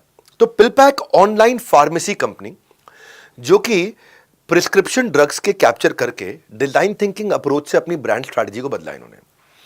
इनको बहुत रिव्यूज मिले इनके बिजनेस मॉडल में। क्या चेंज किया था? 2014 के अंदर टाइम्स मैगजीन ने पिल पैक को साल का सबसे अच्छा इन्वेंशन माना था और एक छोटा सा चेंज किया। दवाइयां नहीं बनाई इन्होंने, दवाई खिलाने के तरीके को बदला। इसको अमेजॉन ने $1 बिलियन में 2018 में खरीदा था। क्या किया इन्होंने? DTDPD, बस ये फॉर्मूला था इनका, DTDPD, यानी कि एक छोटा सा पैकेट बनाएंगे और उस छोटे छोटे बहुत सारे पैकेट बनाएंगे और उस पैकेट के अंदर टोटल मिला के 5 चीजें लिखेंगे। पहला डी का मतलब है डे, किस दिन, फॉर एग्जांपल सोमवार के दिन। उसके बाद है टाइम मतलब पैकेट पे लिखा होगा सुबह 8 बजे। फिर लिखा होगा डेट मतलब कि तारीख क्या है उस दिन, 12 अगस्त। फिर लिखा होगा पिल, कौन कौन सी पिल खानी है, उस पिल के नाम होंगे। फिर लिखा होगा डोजेज मतलब कितनी गोलियां खानी है। DTDPD, डे, टाइम, डेट, पिल और डोजेज। ये इन्होंने शॉर्ट करके दवाइयों का पत्ता नहीं भेजा, दवाइयों को काट के छोटे छोटे पैकेट बना करके डोजेज के हिसाब से भेजे। अब इससे आदमी को सारा हैसल खत्म हो गया, कब कौन सी खानी है। आप पिक्चर में देख रहे हैं, इतना इजी कर दिया DTDPD के साथ में, इस फॉर्मूला के साथ में, कि ये कंपनी को केवल दवाई घर पे पहुंचाने के तरीके में छोटे से चेंज के कारण उस समय $1 बिलियन में बिकी। दवाई सारे ही भेज रहे थे, इनके भेजने का तरीका अलग था। मैं अगली कहानी सुनाता हूं कि कैसे कस्टमर के जीवन में घुसे ओरल बी टूथब्रश का बहुत बढ़िया ब्रांड था, लेकिन छोटे बच्चे 90s में ओरल बी का टूथब्रश नहीं खरीदते थे, यूज ही नहीं करते थे और मार्केट इनकी वहां बढ़ी नहीं रही थी। इन्होंने डिस्काउंट दिए तो भी नहीं चला, फ्री गिफ्ट दिए तो भी नहीं चला, स्कीम्स बनाई तो भी नहीं चला, डिजाइन चेंज किए नहीं चला, कूपन साथ में दिए नहीं चला, खूब मार्केटिंग करी, ब्रांडिंग करी, एडवर्टाइजिंग करी, नहीं चला। 23% मार्केट शेयर था इनका बच्चों के लिए और वही 23% के आसपास और भी ब्रांड्स का था। तो ये कहीं आगे नहीं बढ़ पा रहे थे, परेशान थे, रुका हुआ था धंधा, वहीं का वहीं अटका हुआ था। इन्होंने डिजाइन थिंकिंग का प्रिंसिपल अप्लाई किया। डॉक्टर्स को, साइकोलॉजिस्ट को, पेरेंट्स को, पीडियाट्रिशियन यानी कि बच्चों का डॉक्टर, उसको, डेंटिस्ट को और छोटे बच्चों को, इन सबको इंटरव्यू किया। 6 तरह के इंटरव्यू जिन्होंने किए। इंटरव्यू करके समझ में आया कि जो बच्चे के हाथ में ब्रश है, आप ब्रश को ऐसे पकड़ते हो, बच्चा ब्रश को ऐसे पकड़ता है, ऐसे, और ऐसे पकड़ के करता है तो उसको चोट लगती थी, अंदर चोट लगती थी, जोर जोर से लगता था, हम पंचिंग, हर्टिंग होता था दांतों में, या गिर जाता था नीचे। इन्होंने क्या किया, उस ब्रश को छोटा किया, ग्रिप को मोटा किया, कलरफुल किया। जब ग्रिप को मोटा किया तो उसके लिए पकड़ना आसान हो गया बच्चे के लिए। एक छोटे चेंज के कारण, इसी चेंज के कारण जो कि इंटरव्यू करके किया इन्होंने, इसको बोलता हूं मैं डिजाइन थिंकिंग, मार्केट शेयर इनका 23% से 72% हो गया और ओरल भी चैंपियन बन गया। पर चेंज कैसे किया? इस चेंज को अपने हिसाब से, अपने इंट्यूशन पे नहीं किया। आपको भी यही सिखा रहा हूं, अपडेटेड वर्सेस आउटडेटेड। सक्सेस का ऐसा सोर्स कहीं नहीं मिलेगा भाई, सारी दुनिया में 10 दिन वाला MBA ऐसा कोर्स कहीं नहीं मिलेगा। अब मैं आपको अगली कहानी पे लेके जाता हूं, डिजाइन थिंकिंग पे। नाइकी ने क्या किया, दुनिया भर में नाइकी का डंका चल रहा था, खूब डंका बोल रहा था। पर नाइकी ने एक क्या चेंज लेकर के आया, ट्रांसपेरेंट शूज लेके आया, ट्रांसपेरेंट पैनल, जिससे अगर किसी को अपनी सॉक्स का दिखावा करना है कि कौन से ब्रांड के अंदर नाइकी की सॉक्स पहनी है तो वो भी दिखाई पड़ सके। तो पूरा जूता ट्रांसपेरेंट था नाइकी का और वो US में धीरे धीरे फैशन स्टेटमेंट बन गया कि लोगों ने ट्रांसपेरेंट जूते पहनने शुरू कर दिए जिसमें अंदर पैर और अंदर सॉक्स साफ दिखाई पड़ रही थी। अब ये इंडिया में आया, फेल हो गया, क्योंकि इंडिया में लोग छेद वाले मोजे पहनते हैं। इंडिया में कल्चर फैशन से ज्यादा, जो इंडिया में फैशन कल्चर नहीं, किफायत कल्चर है, पैसा बचाना कल्चर है। मौजों में छेद होता है फिर भी पहनते रहते हैं, मौजे पुराने हो गए फिर भी पहनते हैं, मौजे किसको दिखने, मौजे किसको दिखने। हमारे यहाँ कल्चर अलग है भारत में। भारत का कल्चर क्या है, यहाँ पे नया सामान इस्तेमाल करने का कल्चर नहीं है। नया सामान घर में पड़ा तो भी नहीं करेंगे। डिनर सेट तब निकलता है घर पे जब मेहमान आते हैं। नई साड़ी तब पहनूंगे जब किसी की शादी होगी। नया सूट किसी फंक्शन में निकालेंगे। नया पर्स पड़ा हुआ, अरे ये किसी को गिफ्ट करने के लिए काम आ जाएगा। और छेद वाले मौजे वो तो पहनते ही हैं, और जब मौजा और पुराना हो जाता है तो उसको सफाई का कपड़ा बनाने के लिए इस्तेमाल करते हैं। इनफैक्ट अभी कुछ समय पहले किंग चार्ल्स जो है, किंग चार्ल्स 3, उसने भी छेद वाली सॉक्स पहनी थी। लोग खैर बुरा नहीं माने, लोगों ने उसको खैर वही किया, क्या अप्रिशिएट ही किया कि यार ये तो बड़ा कम खर्चीला आदमी है राजा होने के बावजूद भी। तब नाइकी वापस गया और भारत में जब जूते लेकर के आया तो स्वेट एब्जॉर्बेंट शूज़ लेकर के आया, क्योंकि भारत के लोगों को पसीना ज़्यादा आता है, यहाँ पे गर्मी ज़्यादा है, यहाँ हीट ज़्यादा है। केवल नॉर्थ के कुछ हिस्से हैं जहाँ पे 3-4 महीने सर्दी रहती है, वरना पूरे देश में लगभग गर्मी ही रहती है। तो उन्होंने स्वेट एब्जॉर्बेंट शूज़ लेकर के आए। ये क्यों लेकर के आए, कैसे लेकर के आए, इसी को बोलते हैं हम लोग डिज़ाइन थिंकिंग। तो हमने आज के इन अध्यायों में ये समझा कि अब प्रोडक्ट डेवलप कर लिया, प्रोडक्ट डेवलप करने के हमने काफ़ी तैयारी कर ली, तो अब क्या कैटेगरी ठीक है कि नहीं है। कैटेगरी मैनेजमेंट, कैटमैन स्ट्रैटेजी मेरा तीसरा अध्याय आज का। कैटेगरी मैनेजमेंट को बोलते हैं कैटमैन। देखो, छुट्टियों में जब नानी के घर जाते थे आप कभी, या दादी के घर जाते थे, तो क्या होता था, दादी की तो खैर अपने यहाँ रहती है, नानी के घर जाते थे तो सारे कजन एक कमरे में सोते थे और मम्मी, सारी की सारी मम्मियाँ एक कमरे में सोती थी। रेस्टोरेंट खाने जाओ तो भी यही होता है, वेज वाले सारे एक तरफ हो जाते हैं, नॉन वेज वाले एक तरफ होते हैं। इसको बोलते हैं category, category management. Shopping mall में भी यही होता है, फ्रेश अराइवल अलग जगह पड़ा होता है, डिस्काउंट वाला अलग जगह पड़ा होता है। तो आपको भी अपने प्रोडक्ट की कैटेगरी बनानी है। सब हॉच पॉच ना हो, इसीलिए कैटेगराइज कर देते हैं ताकि मेमोराइज करने में आसानी हो सेलर और बायर को भी। ठीक से बांटोगे नहीं तो फिर मिलेगा नहीं ढंग से। तो कैटेगरी मैनेजमेंट में बेसिकली मैं आपको आज 12 पॉइंट बताने वाला हूं। 12 पॉइंट जिससे आप कैटेगरी डिसाइड करोगे कि इस कैटेगरी में मुझे जाना है कि नहीं जाना। तो पहला पॉइंट, जो प्रोडक्ट आपने डिजाइन थिंकिंग से प्लान किया, क्या आपके रेवेन्यू को, टॉप लाइन को एग्रेसिवली कंट्रीब्यूट करेगा, क्या ये बहुत तेज बिकेगा। दूसरा, अगर हां तो क्या ये आपके प्रॉफिटेबिलिटी को कंट्रीब्यूट करेगा, यानी कि इसमें मार्जिन बच रहा है कि नहीं बच रहा। अगर हां। तीसरा, इसको बनाने में कितना एफर्ट जाएगा, वो एफर्ट मैं लगा सकता हूं कि नहीं लगा सकता हूं, इसको इवैल्यूएट करो। भाई साहब, ये प्रैक्टिकल एमबीए करा रहा हूं मैं, इतनी प्रैक्टिकल एमबीए करा रहा हूं, कोई इस तरह के सवाल नहीं देगा आपको। साथ में मैनुअल दिया है, आप इस मैनुअल का जिंदगी भर इस्तेमाल करोगे, इसको टिक करोगे साथ में मैनुअल में। चौथा, ये जो सब कैटेगरी आप बनाने जा रहे हो, जो नया प्रोडक्ट आप ऐड करने जा रहे हो, ये क्या इसका ये लो क्वालिटी प्रोडक्ट तो नहीं है। ऐसा ना हो कि आपने ये लॉन्च किया, इसके चक्कर में आपके बाकी माल भी बिकने बंद हो जाएं। ये भी हो सकता है कि ये आपने लॉन्च किया और ये इतना खराब निकला, सब क्वालिटी का निकला, लो क्वालिटी, सब स्टैंडर्ड निकला, कि इससे आपका ब्रांड इतना ओवरऑल खराब होगा कि बाकी सामान भी लोगों ने खरीदना बंद कर दिया। हाँ। पांचवा, अब आप ये प्रोडक्ट बना रहे हो ना, बनाते वक्त पांचवा, जो इस माल को बनाने में और बेचने में मुझे मैन पावर चाहिए, क्या वो मैन पावर बाजार में आसानी से अवेलेबल है कि नहीं। छठा, ये जो नया कैटेगरी है, ये मेरी ब्रांड आइडेंटिटी को मैच कर रहा है कि नहीं कर रहा। जैसे मैंने बताया, कोलगेट फ्रोजन फूड में आ गया, मैकडॉनल्ड्स सैलेड्स के अंदर आ गया, नहीं चला। एक दफ़ा ऐसे ही पेप्सी भी ट्रांसपेरेंट पेप्सी लेके आया था एक टाइम पे, वाइट पानी जैसी पेप्सी, 90s की बात कर रहा हूँ, नहीं चला क्योंकि लोगों को कैफीन चाहिए था, ब्लैक पेप्सी चाहिए थी। सातवां, ब्रांड आइडेंटिटी समझ गए आप कि आपकी ब्रांड आइडेंटिटी को मैच करता है नहीं करता। जैसे पतंजलि जीन्स लेके आया, ब्रांड आइडेंटिटी को मैच नहीं करता, जीन्स स्वदेशी लगती ही नहीं नेचर में। सातवां, ये जो नया प्रोडक्ट लेकर के आ रहे हैं, ये आपकी आइडेंटिटी को मैग्नीफाई कर रहा है, ग्लोरीफाई कर रहा है, एम्पलीफाई कर रहा है, आपकी आइडेंटिटी को बढ़ा रहा है या आपकी आइडेंटिटी को खराब कर रहा है।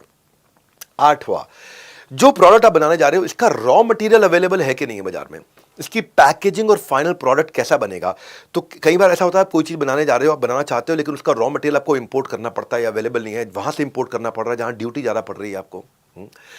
अब इसके बाद आता है नौवा है कि क्या ये प्रोडक्ट जो बनाने जा रहे हो सीजनल है कि पूरा साल चलेगा। ये सवाल बहुत वैल्यूएबल सवाल है। इन सवालों को, मैं कोई गैस नहीं दे रहा, रियल कंटेंट दे रहा हूं, कुछ हवाई बातें नहीं कर रहा हूं। इन सवालों का उत्तर दोगे ना, बिजनेस में कहां से कहां पहुंच जाओगे भाई साहब। ये एमबीए से जे करवाएगा पूरे देश में। अब 10वां, इस प्रोडक्ट का टोटल मार्केट साइज कितना है वो कैलकुलेट करो। इस प्रोडक्ट को खरीदने वाले ऐसे तो नहीं है कि मछली को पकड़ने वाली जाली बनाने वाली कंपनी का रॉ मटेरियल दूंगा मैं। मछली को पकड़ने वाली जाली बनाने के लिए जो रॉ मटेरियल सप्लाई करूंगा उसका मार्केट साइज थोड़ा छोटा हो जाएगा। अब वो देखना मार्केट साइज कैसा है। जैसे हेल्थ की इंडस्ट्री है, उससे मार्केट साइज बहुत बड़ा है। ऐसे बहुत सारी इंडस्ट्रीज है, मार्केट साइज बड़ा है। आप देखो इसका टोटल कस्टमर बेस, इसका कितना पोटेंशियल कस्टमर बेस है, 11वां। आपको ये देखना है कि ये फास्ट मूविंग है, स्लो मूविंग है, नॉन मूविंग है। एबीसी एनालिसिस करो इन्वेंट्री का।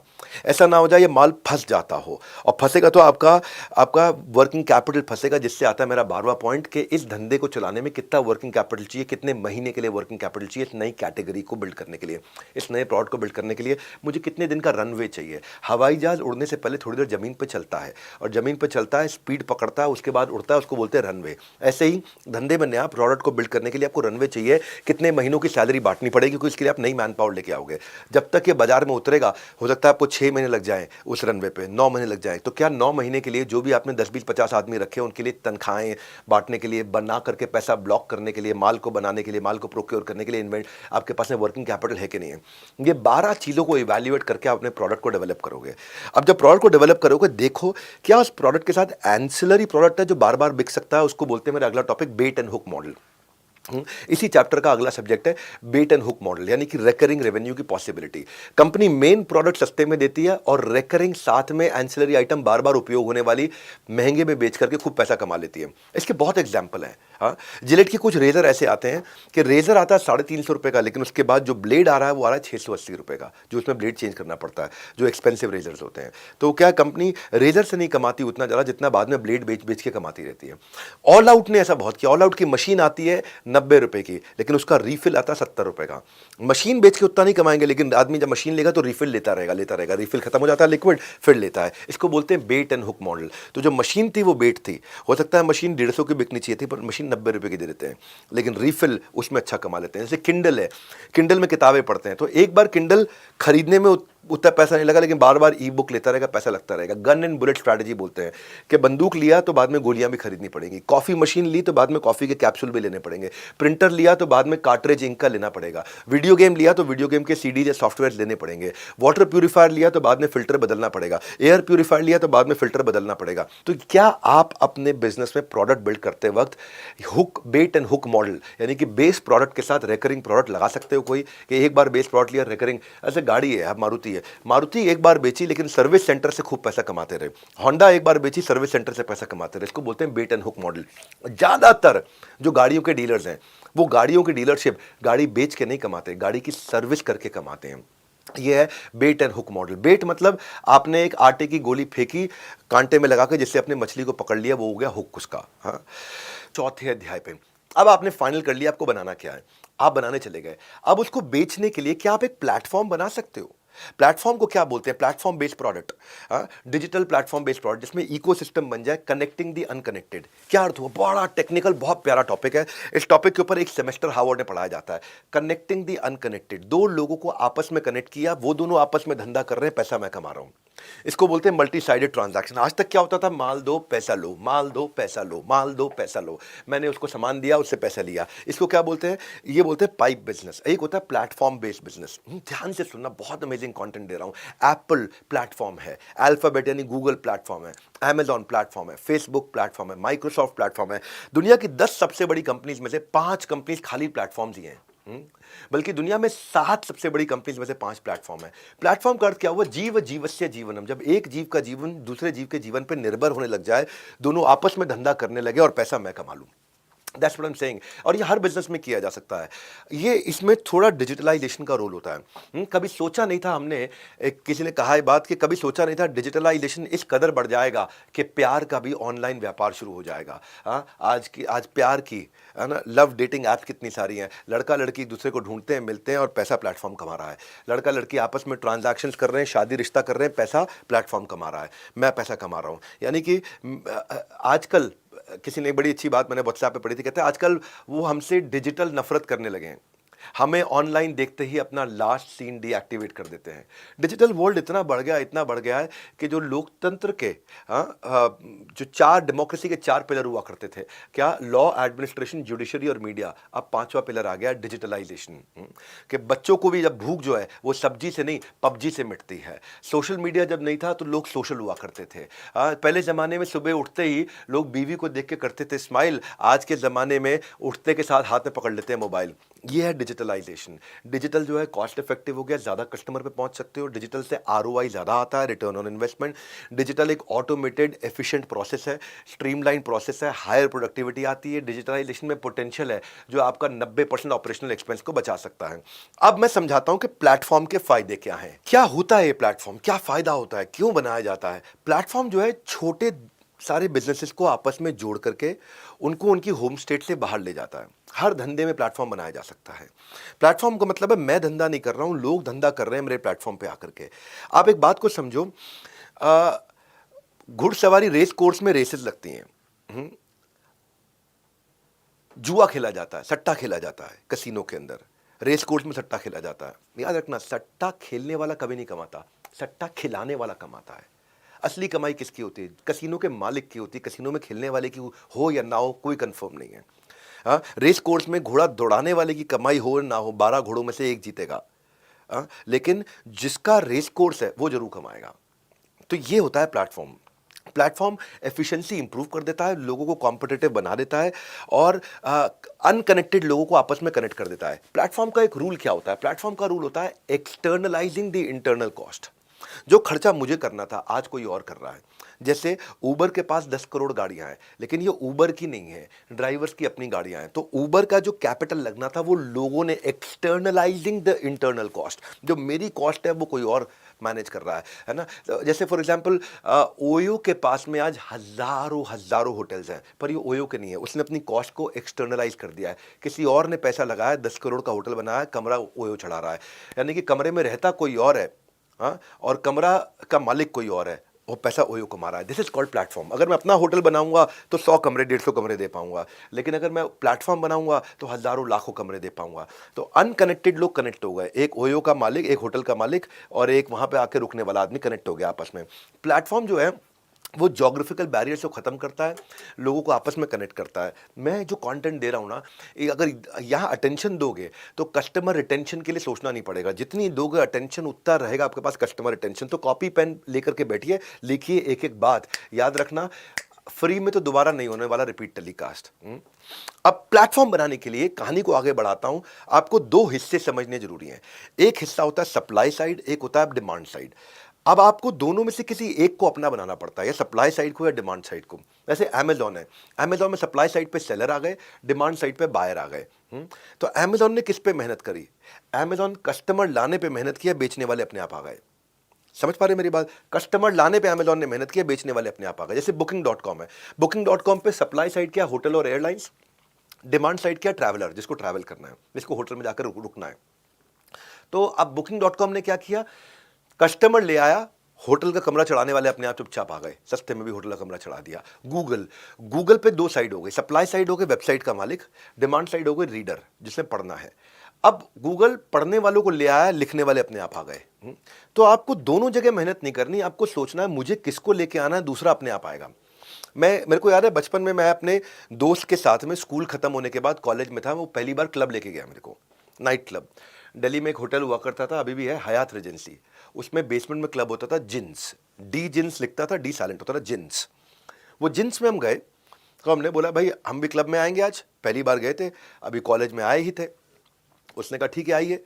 तो हमने पूछा क्या फीस है?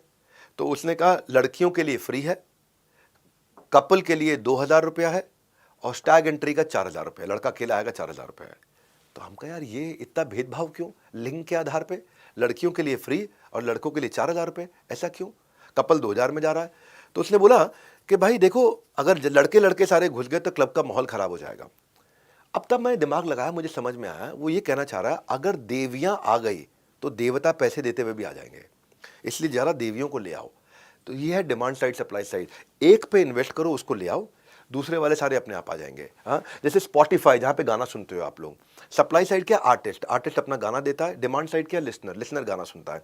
अगर लिसनर को ले आए तो आर्टिस्ट अपने गाने सारे अपने आप दे देंगे। तो आपको ढूंढना है आपके धंधे में किस एक साइड को लेकर के आना है। हाँ, उबर में जैसे मैंने समझाया, उबर में क्या हुआ, राइडर जो बेचारे पैसेंजर है वो अगर आ गया तो ड्राइवर अपने आप आ जाएंगे। धंधा आना चाहिए, ड्राइवर अपने आप आ जाएंगे, उनको ड्राइवरों पर उतनी मेहनत नहीं करनी पड़ेगी जितनी पैसेंजर पे करनी है। एयरबीएनबी में डिमांड साइड पे है गेस्ट और सप्लाई साइड पे है होस्ट, जिसका जिसका अपना घर है। तो अगर गेस्ट आ गए तो होस्ट अपने आप अपना कमरा चढ़ाने के लिए आ जाएंगे वहां पे। तो आपको देखना है, पहले सारे स्टेक होल्डर लिख लो, आपके धंधे में कौन कौन स्टेक होल्डर है और उन स्टेक होल्डर की कौन सी बर्निंग प्रॉब्लम है जो प्लेटफॉर्म सॉल्व करता है। और अगर प्लेटफॉर्म बना दिया जिसमें कॉमन विजन है और कॉमन पर्पस है, जिसमें बायर साइड और सप्लायर साइड दोनों की प्रॉब्लम सॉल्व होती हो और मेरी प्रॉब्लम भी सॉल्व होती हो। जैसे यूट्यूब है, यूट्यूब में सप्लाई साइड पे कौन है, वीडियो क्रिएटर, और बायर साइड पे कौन है, जो वीडियो का व्यूअर है। और अब जब आपके पास में आज देखो यूट्यूब के साथ कौन कमा रहा है, यूट्यूब के साथ में बायर को भी, व्यूअर को भी फायदा हो रहा है, वीडियो क्रिएटर को भी फायदा हो रहा है, एडवर्टाइजर को भी फायदा हो रहा है, यूट्यूब को भी फायदा हो रहा है। इसको बोलते हैं जीव जीवत से जीवनम, यानी कि सबके सब लोग इकट्ठे ग्रो कर रहे हैं एक ही पर्पस पे, एक ही कॉमन प्लेटफॉर्म पे सबके सब ग्रो कर रहे हैं। अगर कॉमन प्लेटफॉर्म बना दिया तो फिर उसके बाद इसको पाइप बिजनेस नहीं बोलेंगे। पाइप बिजनेस मतलब मैंने माल दिया वहां से पैसा आया, मैंने माल दिया वहां से पैसा आया। प्लेटफॉर्म का मतलब है प्लेटफॉर्म बनाओ जिंदगी भर कमाओ। हाँ, पाइप का बिजनेस मतलब क्या हुआ, आप जितनी बार ट्रांजैक्शन करोगे उतना ही कमाओगे। और यही चीज को सबसे पहले अमेरिकन ने समझा था और ब्लॉकबस्टर को नेटफ्लिक्स ने खत्म किया। ब्लॉकबस्टर बहुत बड़ी कंपनी थी जो डीवीडी सीडी रेंटल कंपनी हुआ करती थी, लेकिन वो प्रॉफिट कैसे कमाती थी, किसी ने सीडी देर से वापस किया तो प्रॉफिट कमा लिया। नेटफ्लिक्स प्रॉफिट कैसे कमाता है, एक्स्ट्रा सर्विस देके कमाता है। नेटफ्लिक्स एक प्लेटफॉर्म बन गया। हाँ, तो इसलिए क्या हुआ, ब्लॉकबस्टर एक स्टोर में खुलता था, जितने ज्यादा स्टोर खोलोगे उतना चलेगा। लेकिन नेटफ्लिक्स क्या था, कन्वीनियंस ऑफ होम, आप घर से ही नेटफ्लिक्स से मूवी देख सकते हो। यही फर्क पड़ता था। तो ब्लॉकबस्टर में जाकर के आपको ढूंढनी पड़ती थी कौन सी सीडी लूं, कौन सी सीडी लूं। नेटफ्लिक्स में आपके इंटरेस्ट के हिसाब से नेटफ्लिक्स खुद ही दिखा देता है आपको। वो सीडी डीवीडी बेचते थे, ये इंटरनेट पे चलता था। वहां पे सीडी टूट सकती थी, यहां पे कोई ऐसा चक्कर नहीं है कि नेटफ्लिक्स के अंदर कोई मूवी टूट जाएगी आपके लिए। आज देखो ब्लॉकबस्टर जो है, ब्लॉकबस्टर का एक आखिरी स्टोर बचा है अमेरिका के अंदर, और नेटफ्लिक्स दुनिया की सबसे लार्जेस्ट स्ट्रीमिंग सर्विस बन चुकी है वर्ल्ड के अंदर। यही फर्क था। ब्लॉकबस्टर क्या करता था, सीडी देता था, पैसा लेता था, सीडी देता था, पैसा लेता था। नेटफ्लिक्स ने प्लेटफॉर्म बनाया, जिंदगी भर कमाया। ये फर्क है जो मैं आपको बता रहा हूं। प्रोडक्ट बनाते वक्त किन चीजों का ध्यान रखना चाहिए, ये है रियल MBA। हाँ, जब आप मैंने ओला उबर का एग्जांपल समझाया और टैक्सी का एग्जांपल समझाया। नॉर्मल जो टैक्सी स्टैंड पे होती थी उसमें लिमिटेड गाड़ियां अवेलेबल है, लेकिन ओला उबर में अनलिमिटेड है। टैक्सी में आप वही लेके जा सकते हो जो गाड़ी अभी है, लेकिन ओला उबर में आप क्या कर सकते हो, सेडान, XUV, लग्जरी कोई भी गाड़ी ले सकते हो। प्लेटफॉर्म बना दिया। तो नॉर्मल टैक्सी में क्या है, सेफ्टी इशू है, लोकल ड्राइवर है, पता नहीं क्या करेगा रास्ते के अंदर। लेकिन ओला उबर में क्या है, बैकग्राउंड चेक होता है, ड्राइवर के साथ में सारे बैकग्राउंड वेरिफिकेशन सब हो चुका होता है, सेफ्टी रहती है। बाकी ट्रेडिशनल टैक्सियों में क्या है, कोई फीडबैक तो दे नहीं सकते आप। फीडबैक दोगे तो भी क्या होगा, मालिक के पास जाएगा, मालिक क्या कर लेगा उसमें। लेकिन यहाँ पे जो है ओला उबर है, वहां फीडबैक न केवल हाथ के हाथ दिया जाता है, रेटिंग दी जाती है, उस पर एक्शन भी लिया जाता है। इसीलिए ये जो प्लेटफॉर्म से फर्क कितना है डिजिटलाइजेशन से, वहां पे आपको वेटिंग करनी पड़ती है, बुकिंग करनी पड़ती है, टैक्सी वाले के पास जाना पड़ता है। यहाँ कोई वेटिंग नहीं है, बटन दबाओ ओला आई, बटन दबाओ ओला आई। यहाँ पे आपको कैश तुरंत देना पड़ता है, वह कैशलेस है, डेबिट कार्ड अपने आप पैसा अपना निकल जाएगा। यहाँ पे आपको टैक्सी स्टैंड पर जाने की जरूरत नहीं है। सो आज 10 करोड़ ऊबर की गाड़ियां हैं 80 देशों के अंदर और $63 बिलियन का मार्केट कैप बन गया है। ये मैं फर्क बता रहा हूं, माल दो पैसा लो वर्सेस प्लेटफॉर्म बनाओ जिंदगी भर कमाओ। आपको कह रहा हूं कुछ बनने के लिए बने रहना पड़ता है। कंसिस्टेंसी हो तो पानी की जो धार है, पानी की धार भी पहाड़ को काट देती है। और ऐसे ही कंसिस्टेंसी 10 डे MBA प्रोग्राम में दिखाओ, बिजनेस की कोई भी परेशानी आपको कभी परेशान नहीं कर पाएगी। तो क्या सीख रहे हैं हम लोग, क्या टॉपिक चल रहा है हमारा, और आगे बढ़ाते हैं। माल दो पैसा लो वर्सेस प्लेटफॉर्म बनाओ जिंदगी भर कमाओ। बुक स्टोर और किंडल का एग्जांपल से लेते हैं, बार बार समझते हैं। देखो आज बुक स्टोर में लिमिटेड ही किताबें होंगी, पर किंडल में हजारों लाखों सारी दुनिया की किताबें हैं। बुक स्टोर आपकी जगह घेरेगा, किंडल जगह नहीं घेरता है। बुक स्टोर से किताब पढ़ोगे आंखों पे स्ट्रेन होगा, किंडल में फॉन्ट बड़ा कर सकते हो। बुक स्टोर का क्या चक्कर है, किताब को खरीदोगे फिजिकली बुक स्टोर में जाके फट सकती है, किंडल में कभी हमेशा स्टोर्ड रहेगी। बुक स्टोर में आपको डिक्शनरी अलग से लेके खोलनी पड़ती है, किंडल में इनबिल्ट डिक्शनरी है। बुक स्टोर आपको लोकल ऑडियंस को कैटर करेगी, ये ग्लोबल कैटर करेगी। बुक स्टोर में पढ़ना मैंडेटरी है, यहाँ पे आप ऑडियो भी सुन सकते हो, किताब को सुन भी सकते हो। बुक स्टोर से किताब लेकर के आए, लॉन्ग डिस्टेंस फ्रेंड को नहीं भेज सकते आप अमेरिका यूरोप, यहाँ पे तो यूजर आईडी पासवर्ड शेयर किया पहुंच गए। तो आज अमेजॉन के पास 50% से ज्यादा प्रिंट किताबों का मार्केट शेयर है, 70% से ज्यादा ई बुक्स का मार्केट शेयर है। मैं ये समझा रहा हूं कि प्लेटफॉर्म बनाओ जिंदगी भर कमाओ। आगे बढ़ने से पहले चेक कर रहा हूं कि मैनुअल आपने खोल रखा है कि नहीं। स्क्रीन पे साथ में पेज नंबर भी आ रहे हैं, पेज नंबर्स को फॉलो करते रहो और मैनुअल के साथ मैच करते रहो। आप देखोगे कि आजकल property dealers, real estate agent, उन सबके धंधे को भी खराब किया जा रहा है डिजिटल रियल एस्टेट से, क्योंकि वो बेचारे प्रॉपर्टी टू प्रॉपर्टी विजिट कराते हैं, यहाँ पे डिजिटल में 3D पिक्चर से सारा टाइम सेव हो जाता है। उस बेचारे को लिमिटेड नॉलेज होगी अपने इलाके की, Noida sector 135, Noida sector 91, Noida sector 37, लेकिन यहाँ डिजिटल रियल एस्टेट है, न केवल नोएडा बल्कि पूरे भारत के डायनामिक सर्च फिल्टर लगा दिए हैं, प्लेटफॉर्म बना दिया, प्रॉपर्टी चढ़ाने वाला भी आ रहा है, बेचने वाला भी आ रहा है, खरीदने वाला भी आ रहा है। आप ब्रोकर्स पे विश्वास कितना कर लोगे, स्कैम कर सकता है, फूल कर सकता है, ये लीगली प्रोटेक्टेड है। यहाँ पे तो कभी आप ब्रोकर पे ट्रस्ट कर नहीं पाओगे, ये ट्रस्ट वर्दी होता है। ब्रोकर के पास स्लो होगी, लिमिटेड नॉलेज होगी, कितनी इन्वेंट्री होगी, कितने मकान दिखा सकता है, ये फास्ट है, वाइडर है, सारी इन्वेंट्री पूरे इसके पास देश की अवेलेबल है। ब्रोकर बेचारा ज्यादातर सैटरडे संडे को काम करता है या इवनिंग में काम करेगा, ये 24 घंटे सातों दिन अवेलेबल रहता है। कितनी सारी रियल एस्टेट ऐप्स बन गई, हाउसिंग.com, 99acres.com, magicbrick.com, nestaway.com, ये आज डांस से लेके, ड्राइंग से लेके, म्यूजिक से लेके, गिटार से लेके, चेस से लेके, योगा, सब क्लासेस भी ऑनलाइन हो रही है, प्लेटफॉर्म्स बनते जा रहे हैं। वहाँ योगा का टीचर आ रहा है, सिखा रहा है, और योगा सीखने वाला भी सीख रहा है, प्लेटफॉर्म पैसा कमा रहा है। म्यूजिक सिखाने वाला आ रहा है, म्यूजिक सीखने वाला आ रहा है, प्लेटफॉर्म पैसा कमा रहा है। हाँ, इसी तरह आप ड्राइंग सिखाने वाला आ रहा है, सीखने वाला आ रहा है, गिटार सिखाने वाला आ रहा है, सीखने वाला आ रहा है, प्लेटफॉर्म पैसा कमा रहा है। यही फर्क है। रेस्टोरेंट के धंधे को आज ऑनलाइन फूड डिलीवरी खत्म कर रहा है प्लेटफॉर्म। ट्रैवल एजेंट्स को गो आई बीबो, ट्रेवागो, मेक माई ट्रिप खत्म कर रहा है प्लेटफॉर्म। आज ब्यूटी पार्लर्स को salon at home urban company खत्म करती है। सिंगल थिएटर बुक माई शो पे मूव कर चुके हैं या नेटफ्लिक्स पे मूव कर चुके हैं। फिजिकल डॉक्टर कंसल्टेशन आज ऑनलाइन कंसल्टेशन पे मूव कर रही है। मैच मेकिंग, पंडित जी जो पत्री मिलाते थे वो भी शादी.com पे आ गए हैं। एस्ट्रोलॉजर भी आज, पंडित जो पत्री आकर के एस्ट्रोलॉजी देखते थे वो भी एस्ट्रोटॉक पे आ गया है। तो ये प्लेटफॉर्म की ताकत है। आप सोचो कि आप क्या प्लेटफॉर्म बना सकते हो। और आज का मेरा 5वां अध्याय, आखिरी अध्याय, कि कस्टमर सर्विस भी अपने आप में प्रोडक्ट है। सर्विस भी एक प्रोडक्ट है। इसमें 4 चीजें होती हैं, समझना है आपको, मैं समझाता हूं। आजकल इतने इन्फ्लुएंसर्स हैं, इन्फ्लुएंसर्स जिनको उनका पड़ोसी भी नहीं जानता था पहले, आज सोशल मीडिया पे उनको लाखों लोग फॉलो करते हैं, क्योंकि उन्होंने लोगों से कनेक्ट किया। और कनेक्शन तभी होता है जब इमोशन होता है, और इमोशन से आता है डिवोशन, डिवोशन से होता है प्रमोशन। अगर प्रमोशन नहीं हुआ तो आपको लग जाएगा लूज मोशन, बाहर जाके करोगे कमोशन। इसीलिए कह रहा हूं, इमोशन से आएगा डिवोशन। और ये इमोशन का ही मेरा टॉपिक है। बिजनेस में रिलेशन का मतलब है रिटेंशन। सामने 10 प्रोडक्ट रख दो, लेकिन कस्टमर वही चुनेगा जिससे वो कनेक्ट करता हो। कनेक्ट कैसे करे, अब बताता हूं, बनता है कैसे कनेक्शन प्रोडक्ट के साथ में। प्रोडक्ट के अंदर कनेक्शन होना चाहिए। पहली चीज, प्रोडक्ट में 4 चीजें होती हैं। एक, प्रोडक्ट अपने आप में कैसा है। दूसरा, कस्टमर को प्रोडक्ट खरीदते वक्त कैसा एक्सपीरियंस हो रहा है। कस्टमर को प्रोडक्ट खरीदते वक्त सर्विस का कैसा अनुभव हो रहा है। प्रोडक्ट खरीदने के बाद सर्विस का कैसा अनुभव हो रहा है। और प्रोडक्ट का अपना ब्रांड कैसा है, कम्युनिकेशन कैसा है, ब्रांड का एक्सपीरियंस कैसा है। 4 चीजें एक प्रोडक्ट में, एक प्रोडक्ट को दमदार बनाती है। तो इन 4 में से आज हम तीसरी वाली डिस्कस कर रहे हैं। इस वाले में प्रोडक्ट में हमने प्रोडक्ट बता दिया, सेल रिटेल एक्सपीरियंस आपको सेल्स वाले दिन बताएंगे, कम्युनिकेशन ब्रांडिंग आपको मार्केटिंग के दिन बताएंगे। आज बता रहे हैं इसके अंदर हम सर्विस का एक्सपीरियंस, कि सर्विस क्या होता है। सर्विस का मतलब होता है कस्टमर को खरीदते वक्त टच पॉइंट, खरीदने के बाद के टच पॉइंट को ढंग से ध्यान रखें। जैसे आइकिया फर्नीचर बेचता है, तो आइकिया ने क्या किया, आइकिया ने कहा कि कस्टमर के बुकिंग के एक्सपीरियंस को अच्छा करूं। कस्टमर अंदर आए तो वहाँ पे फर्नीचर देख रहा हो, लाइट्स अच्छे हो, उस एक्सपीरियंस को, वो टच पॉइंट है। फर्नीचर जिससे मैं चेक कर रहा हूँ, लड़का बेच रहा हो, वो एक्सपीरियंस अच्छा होना चाहिए।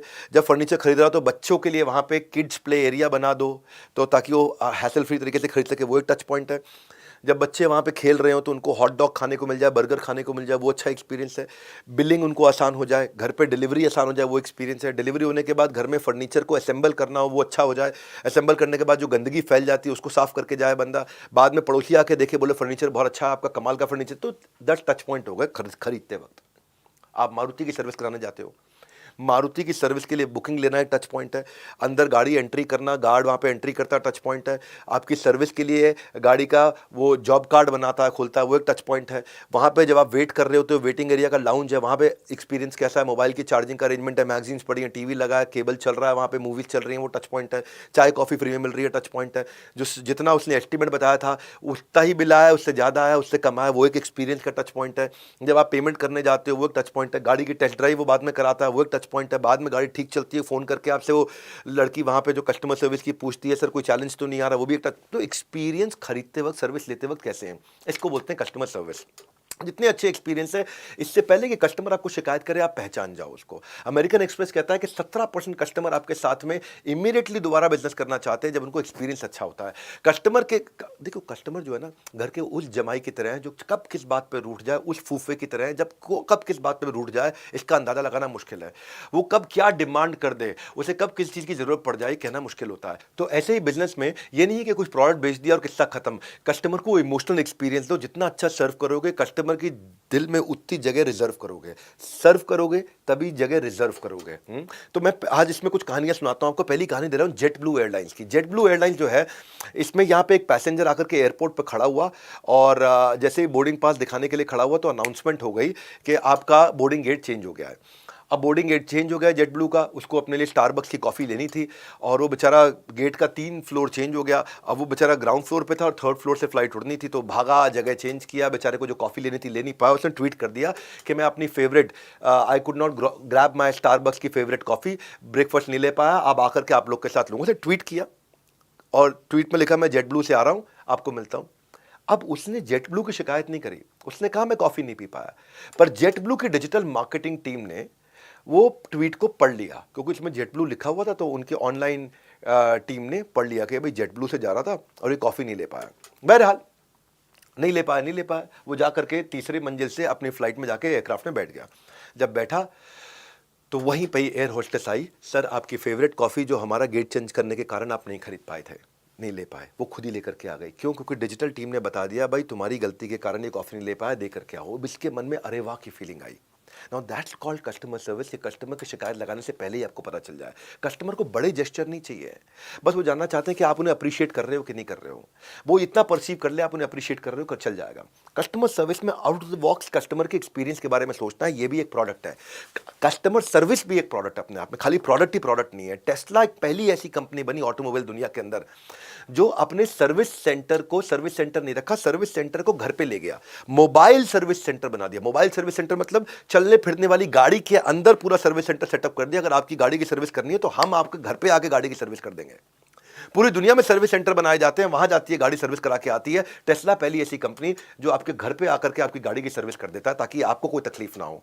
Now that's called customer service. हाँ, और ये टेस्ला ने कस्टमर के टाइम और उसकी कन्वीनियंस को वैल्यू किया, इसीलिए आज टेस्ला बहुत महंगी गाड़ी देता है और लोग फिर भी पैसा देने को तैयार है। कस्टमर सर्विस एक ऐसा एक्सपीरियंस है, मैं आपको बताता हूं कि जब कोविड का टाइम चल रहा था तो एक बेचारी बॉस्टन के अंदर एक बूढ़ी दादी 90 साल की फंस गई। बॉस्टन में फंस गई। न्यू जर्सी से उसकी पोती ने एक ट्वीट किया, और क्या ट्वीट किया कि बाहर हेलस्टॉर्म और स्नोस्टॉर्म हो रहा है, मेरी बूढ़ी दादी अकेली घर में बैठी है, उनके पास ग्रोसरी नहीं है, खाने का सामान नहीं है, क्या कोई उनकी बॉस्टन में जाके मदद कर सकता है, उनको 15 दिन का राशन दे सकता है, मैं पैसे भेज दूंगी, यहां से मैं पैसे ऑनलाइन ट्रांसफर कर दूंगी, कृपया करके कोई बॉस्टन में मेरी मदद कर दो। अब ये ट्वीट वहां पे लोग लाइक कर रहे थे, नीचे कमेंट कर रहे थे, मैं ट्राई करता हूं। इतने में ट्वीट बास्किन रॉबिन्स के आउटलेट पे खड़े एक लड़के ने पढ़ लिया। उसने कहा कोविड का टाइम है, वैसे कोई आइसक्रीम खाने आ नहीं रहा, चलो हम ही जाके ग्रोसरी दे आते हैं। तो आसपास के लड़कों ने बोला भाई हमारा काम आइसक्रीम बेचना है, ग्रोसरी देना नहीं है। उसने कहा वैसे भी यार कोविड में हम लोग खाली बैठे हैं, तो आपस में आइसक्रीम बेचने वाले लड़के जो होते हैं उनके जो पार्लर पे, वो आपस में चर्चा कर ही रहे थे, तो उन्होंने डिसाइड किया चलो जाके राशन दे के आते हैं। 20 दिन का राशन देकर दे के आए और पैसे भी नहीं लिए। वो लड़की ने फिर से ट्वीट किया, न्यू जर्सी से ट्वीट किया कि बास्किन रॉबिन्स को मैं धन्यवाद करना चाहती हूं, मेरी बूढ़ी दादी शायद शरीर छोड़ देती, उसका देहांत हो जाता अगर कोई उनको वहां राशन नहीं दे के आता। ये बास्किन रॉबिन्स वाले कितने अद्भुत लोग हैं, उनको राशन दे करके आए। ये ट्वीट अचानक वायरल हो गया। ये ट्वीट वायरल हुआ और ये ट्वीट बराक ओबामा ने पढ़ लिया। बराक ओबामा अब राष्ट्रपति नहीं थे हालांकि, लेकिन दुनिया के सबसे शक्तिशाली देशों के सबसे शक्तिशाली देश के सबसे शक्तिशाली राष्ट्रपतियों में से एक रहे हैं। और बराक ओबामा ये पढ़ते ही उन्होंने बधाई दी बास्किन रॉबिन्स को, और बास्किन रॉबिन्स के आउटलेट पे पहुंच गए, वहां जाके आइसक्रीम खरीदी और फोटो खिंचा करके बोला this is what America is all about. ये है असली अमेरिका, जो अपनी सेल्स से ज्यादा सर्विस पे ध्यान देता है। जो इनका काम नहीं था, इन्होंने बाउंड्री ब्रेकर अवार्ड जीता है मेरे दिल से। इन्होंने बाउंड्री ब्रेक करके जाके ग्रोसरी दे करके आए। वो दिन है, आज का दिन है। अक्सर बराक ओबामा बास्किन रॉबिन्स पर आइसक्रीम खाते हुए दिखते हैं और फोटो भी डालते हैं। आप सुनो मेरी बात को ध्यान से सुनो। आप माधुरी दीक्षित को, अमिताभ बच्चन को, आप शाहरुख खान को, सलमान खान को पैसे देके नचा सकते हो, उनसे गुटखे की ऐड भी करा सकते हो। अक्षय कुमार जो हेल्थ का ब्रांड एम्बेसडर था, वो भी विमल की ऐड कर देगा। अजय देवगन तो करते ही थे, शाहरुख खान करते थे, पैसे दे दो तो कर लेंगे। लेकिन बराक ओबामा, प्रधानमंत्री नरेंद्र मोदी या फिर व्लादिमीर पुतिन, ये कितना भी पैसा दे दो, किसी के ब्रांड एम्बेसडर नहीं बनेंगे। ये ब्रांड एम्बेसडर बनाने की कहानी। आज बराक ओबामा ब्रांड एम्बेसडर क्यों बने? क्योंकि उनके दिल को जीत लिया बास्किन रॉबिन्स ने। ये है कस्टमर सर्विस की ताकत। आप कहां से कहां पहुंच सकते हो अगर आप कस्टमर के दिल में उतरना जानते हो। इसलिए कह रहा हूं, इमोशन से बड़ा, इमोशन से आता है डिवोशन। छोटी सी एक्ट ऑफ काइंडनेस। आज बास्किन रॉबिन्स ने फॉर्मर प्रेसिडेंट को अपना brand ambassador, unpaid brand ambassador, बिना पैसा खर्च किए बना दिया। क्या 15 दिन 20 दिन के राशन से।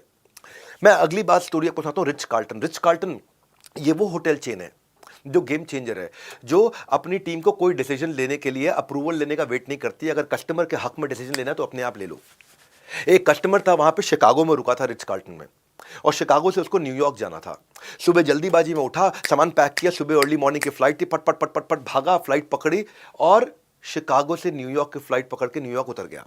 अब न्यूयॉर्क उतरा, टैक्सी लिया, न्यूयॉर्क अपने घर पहुंचा। जब जैसे ही वो घर पहुंचा, घर के बाहर क्या देखता है? घर के बाहर एक थैला टंगा हुआ है और उस थैले के अंदर एक मोबाइल का चार्जर है और एक चिट्ठी लिखी है, सर आप शिकागो में अपना मोबाइल का चार्जर भूल गए थे। इससे पहले कि आप घर पहुंचते आपकी मोबाइल की बैटरी खत्म हो जाती और आप चार्जर ढूंढते, चार्जर नहीं मिलता तो आप परेशान होते, हो सकता है आप अपनी जरूरी कॉल्स मिस कर जाते हैं। हमने शिकागो से न्यूयॉर्क की होटल ब्रांच को फ़ोन किया, उनको बोला लोकल चार्जर खरीदो और आपके घर के बाहर टांग दो। तो सर आपको तकलीफ ना हो इसलिए हमने आपके लिए चार्जर भेजा। अब जाने मन ये बात चार्जर की नहीं है, ये बात है कि शिकागो की टीम ने रिट्ज कार्ल्टन न्यूयॉर्क के होटल को फ़ोन करके चार्जर बाजार से खरीदवा के घर के बाहर टांगा। अब ये जो जेस्चर है, ये जेस्चर वायरल हो गया। हाँ, अब इसको बोलते हैं कस्टमर सर्विस के know before the customer tells you. इससे पहले जान जाओ कस्टमर आपको शिकायत करे, आप उस पर act upon it before he येल्स eight you. That's called a customer की जो गलती है ना, कस्टमर अगर गलती करता है तो वो आपके लिए अपॉर्चुनिटी है उसका दिल जीतने के लिए। कस्टमर गलती करता है, आप नाराज मत हो। अब अगर आपने उसकी गलती पे आपने उसका दिल जीत लिया, वो अपने आप को बेच देगा आपके लिए, वो आपका एडवोकेट बन जाएगा, वो आपके लिए सब कुछ कर देगा। लेगो बच्चों की एक खिलौने की कंपनी है जिसके बारे में थोड़ी देर पहले मैंने बताया। आपको लेगो की एक कहानी सुनाता हूं। एक बच्चा था, जिस 7 साल का लड़का था, यंग बच्चा, और क्रिसमस का पैसा बचा के निंजागो लेगो उसने खरीदा था। और वो इतना बड़ा फैन था लेगो का, इतना बड़ा फैन था कि पूरे साल पैसा इकट्ठा करके उसने अपने निंजागो लेगो अपनी गुल्लक से पैसे जोड़ करके खरीदा था। उसको इतना प्यार था, इतना प्यार था इस लेगो के साथ, इतना प्यार था कि वो हर समय उसी के साथ खेलता रहता था, हर समय उसी के साथ घूमता रहता था। एक दिन पिताजी को वॉलमार्ट जाना था। उन्होंने कहा बेटा तुम लेगो रख दो, मेरे साथ चलो वॉलमार्ट चलो, कुछ सामान खरीदने जा रहे हैं, शॉपिंग करने, आज संडे का दिन है। बच्चे ने बोला नहीं इसको साथ लेके जाऊंगा, इस लेगो टॉय को साथ लेके जाऊंगा। पापा ने बोला बेटा खो देगा वहां पे, है ना, बड़ा वॉलमार्ट है, कहीं खो गया फिर। बोला नहीं साथ ही लेके जाऊंगा मैं, इसके बिना तो कहीं जाऊंगा नहीं। वो निंजागो लेगो अपना साथ ले गया और वही हुआ जो पिता ने सोचा था, वॉलमार्ट में उसका लेगो खो गया। वो खो गया, वो बच्चा इतना उदास हो गया, इतना उदास हो गया, और तब तक लेगो ने उस आइटम को डिसकंटिन्यू कर दिया। अब लेगो निंजागो लेगो वाला प्रोडक्ट बना ही नहीं रहा था। पिताजी ने दोबारा भी ऑर्डर करने की कोशिश करी कि बच्चे के लिए खरीद देता हूँ, लेकिन बच्चा इतना उदास हो गया, इतने शौक में चला गया कि वो कमरे से बाहर नहीं निकले, कुछ खाए नहीं, कुछ सोए नहीं, किसी से बात नहीं करे, किसी दोस्त से बात नहीं करे, ना स्कूल जाए ना बाहर खेलने जाए। वो बच्चा डिप्रेशन में चला गया। अब पिता ने एक ट्वीट किया कि मेरा कोई भी दोस्त क्या मेरी मदद कर सकता है, मेरा बच्चा डिप्रेशन में चला गया, I need a help of a counsellor. उसका निंजागो लेगो जो कि अब दोबारा बनता नहीं है, खो गया। अब क्योंकि लेगो वर्ड आया था ट्विटर में, उसके ट्वीट में, तो लेगो की टीम अपने स्कैन में हमारे बारे में क्या लिखा जा रहा है उसके सामने ये ट्वीट आ गया। उसने ये ट्वीट पढ़ लिया। ट्वीट पढ़ने के बाद ये निंजागो नहीं बनाते थे, बावजूद इसके ये जान के कि बच्चा डिप्रेशन में है, इन्होंने स्पेशली असेंबली लाइन रेडी करके वो एक आइटम निंजागो लेगो बनाया, उसके 2 सेट बनाए और ले करके उनके घर पहुंच गए और जाके बच्चे को दिया। बच्चा खूब खुश हुआ, रोने लगा, और जैसे ही बच्चे ने वो लिया उतना एक्साइटेड हुआ, इतना रोया, इतना हंसा, इतना रोया, इतना हंसा, हंस रहा है, आंख में आंसू बह रहे हैं, रो रहा है। पिता ने उसका वीडियो बना लिया, वो अनबॉक्सिंग करते हुए लेगो का। वो वीडियो हो गया पूरे देश में वायरल, और इतना वायरल हो गया कि पूरे देश ने लेगो की तारीफ करी। जाने मन ये खर्चा लेगो बनाने का नहीं था खाली। क्या खर्चा आया? कस्टमर का दिल जीतने के लिए करोड़ों रुपए की एडवर्टाइजमेंट नहीं करनी पड़ती, बस एक अरे वाह फीलिंग देनी पड़ती है, और वो अरे वाह फीलिंग ने जिंदगी जीत ली। वो इतना वायरल हो गया और न्यूज़पेपर्स में आ गया। कस्टमर सर्विस जो है ना, basically doing the right thing है ना। It is not about telling people how awesome you are, it is about creating story. एक ऐसी कहानी बना देना जो कहानी आपके बारे में सब जगह बात करे। वॉल्ट डिज्नी कहते हैं कि जो भी आप करते हो इतने अच्छे से करो, इतने अच्छे से करो, कस्टमर उसको दोबारा देखने भी आए और साथ में अपने दोस्तों को भी लेकर के आए, अपने रिश्तेदारों को भी लेकर के आए। मैंने भी जब कई फ्रेमवर्क्स ऐसे बनाए हैं, और वो फ्रेमवर्क्स मेरे लीडरशिप फनल के इतने चाव से, इतने मन से बनाए। जैसे ये प्रोग्राम बनाया मैंने आज 10 डे MBA, ये सबको फ्री में देने के लिए बनाया। ऐसे मेरे फ्रेमवर्क्स हैं लीडरशिप फनल के, जिसकी लोग कस्में खाते हैं और अपने बिजनेस को 10-10, 20-20, 100-100 गुना बढ़ा देते हैं। 52 हफ्तों के 52 फ्रेमवर्क। मैं ये 52 फ्रेमवर्क बनाए जो कि 1 साल तक आदमी इंप्लीमेंट करता है लाइव क्वेश्चन आंसर्स के साथ में। ये इसके साथ BB कोच भी देते हैं। ये मेरा एक नया प्रोडक्ट है जो मैंने लॉन्च किया था, हाँ, इस प्रोडक्ट का नाम क्या है? इस प्रोडक्ट का नाम है बीबी इम्पैक्ट। मेरी अगली कहानी है यूनाइटेड एयरलाइंस की। यूनाइटेड एयरलाइंस ने एक बार ऐसा अद्भुत काम किया कि ये कहानी है बेसिकली न्यूयॉर्क से, जर्मनी से न्यूयॉर्क में फ़ोन आया है एक लड़के को, यंग लड़के को, कि आपकी माँ इतनी बीमार है, इतनी बीमार है कि वो आज या कल तक शरीर छोड़ देगी। उम्मीद कर रहे हैं हम उसको कल तक सर्वाइव करा देंगे, लेकिन वो आपसे आखिरी बार मिलना चाहती है, आपका आखिरी बार चेहरा देखना चाहती है।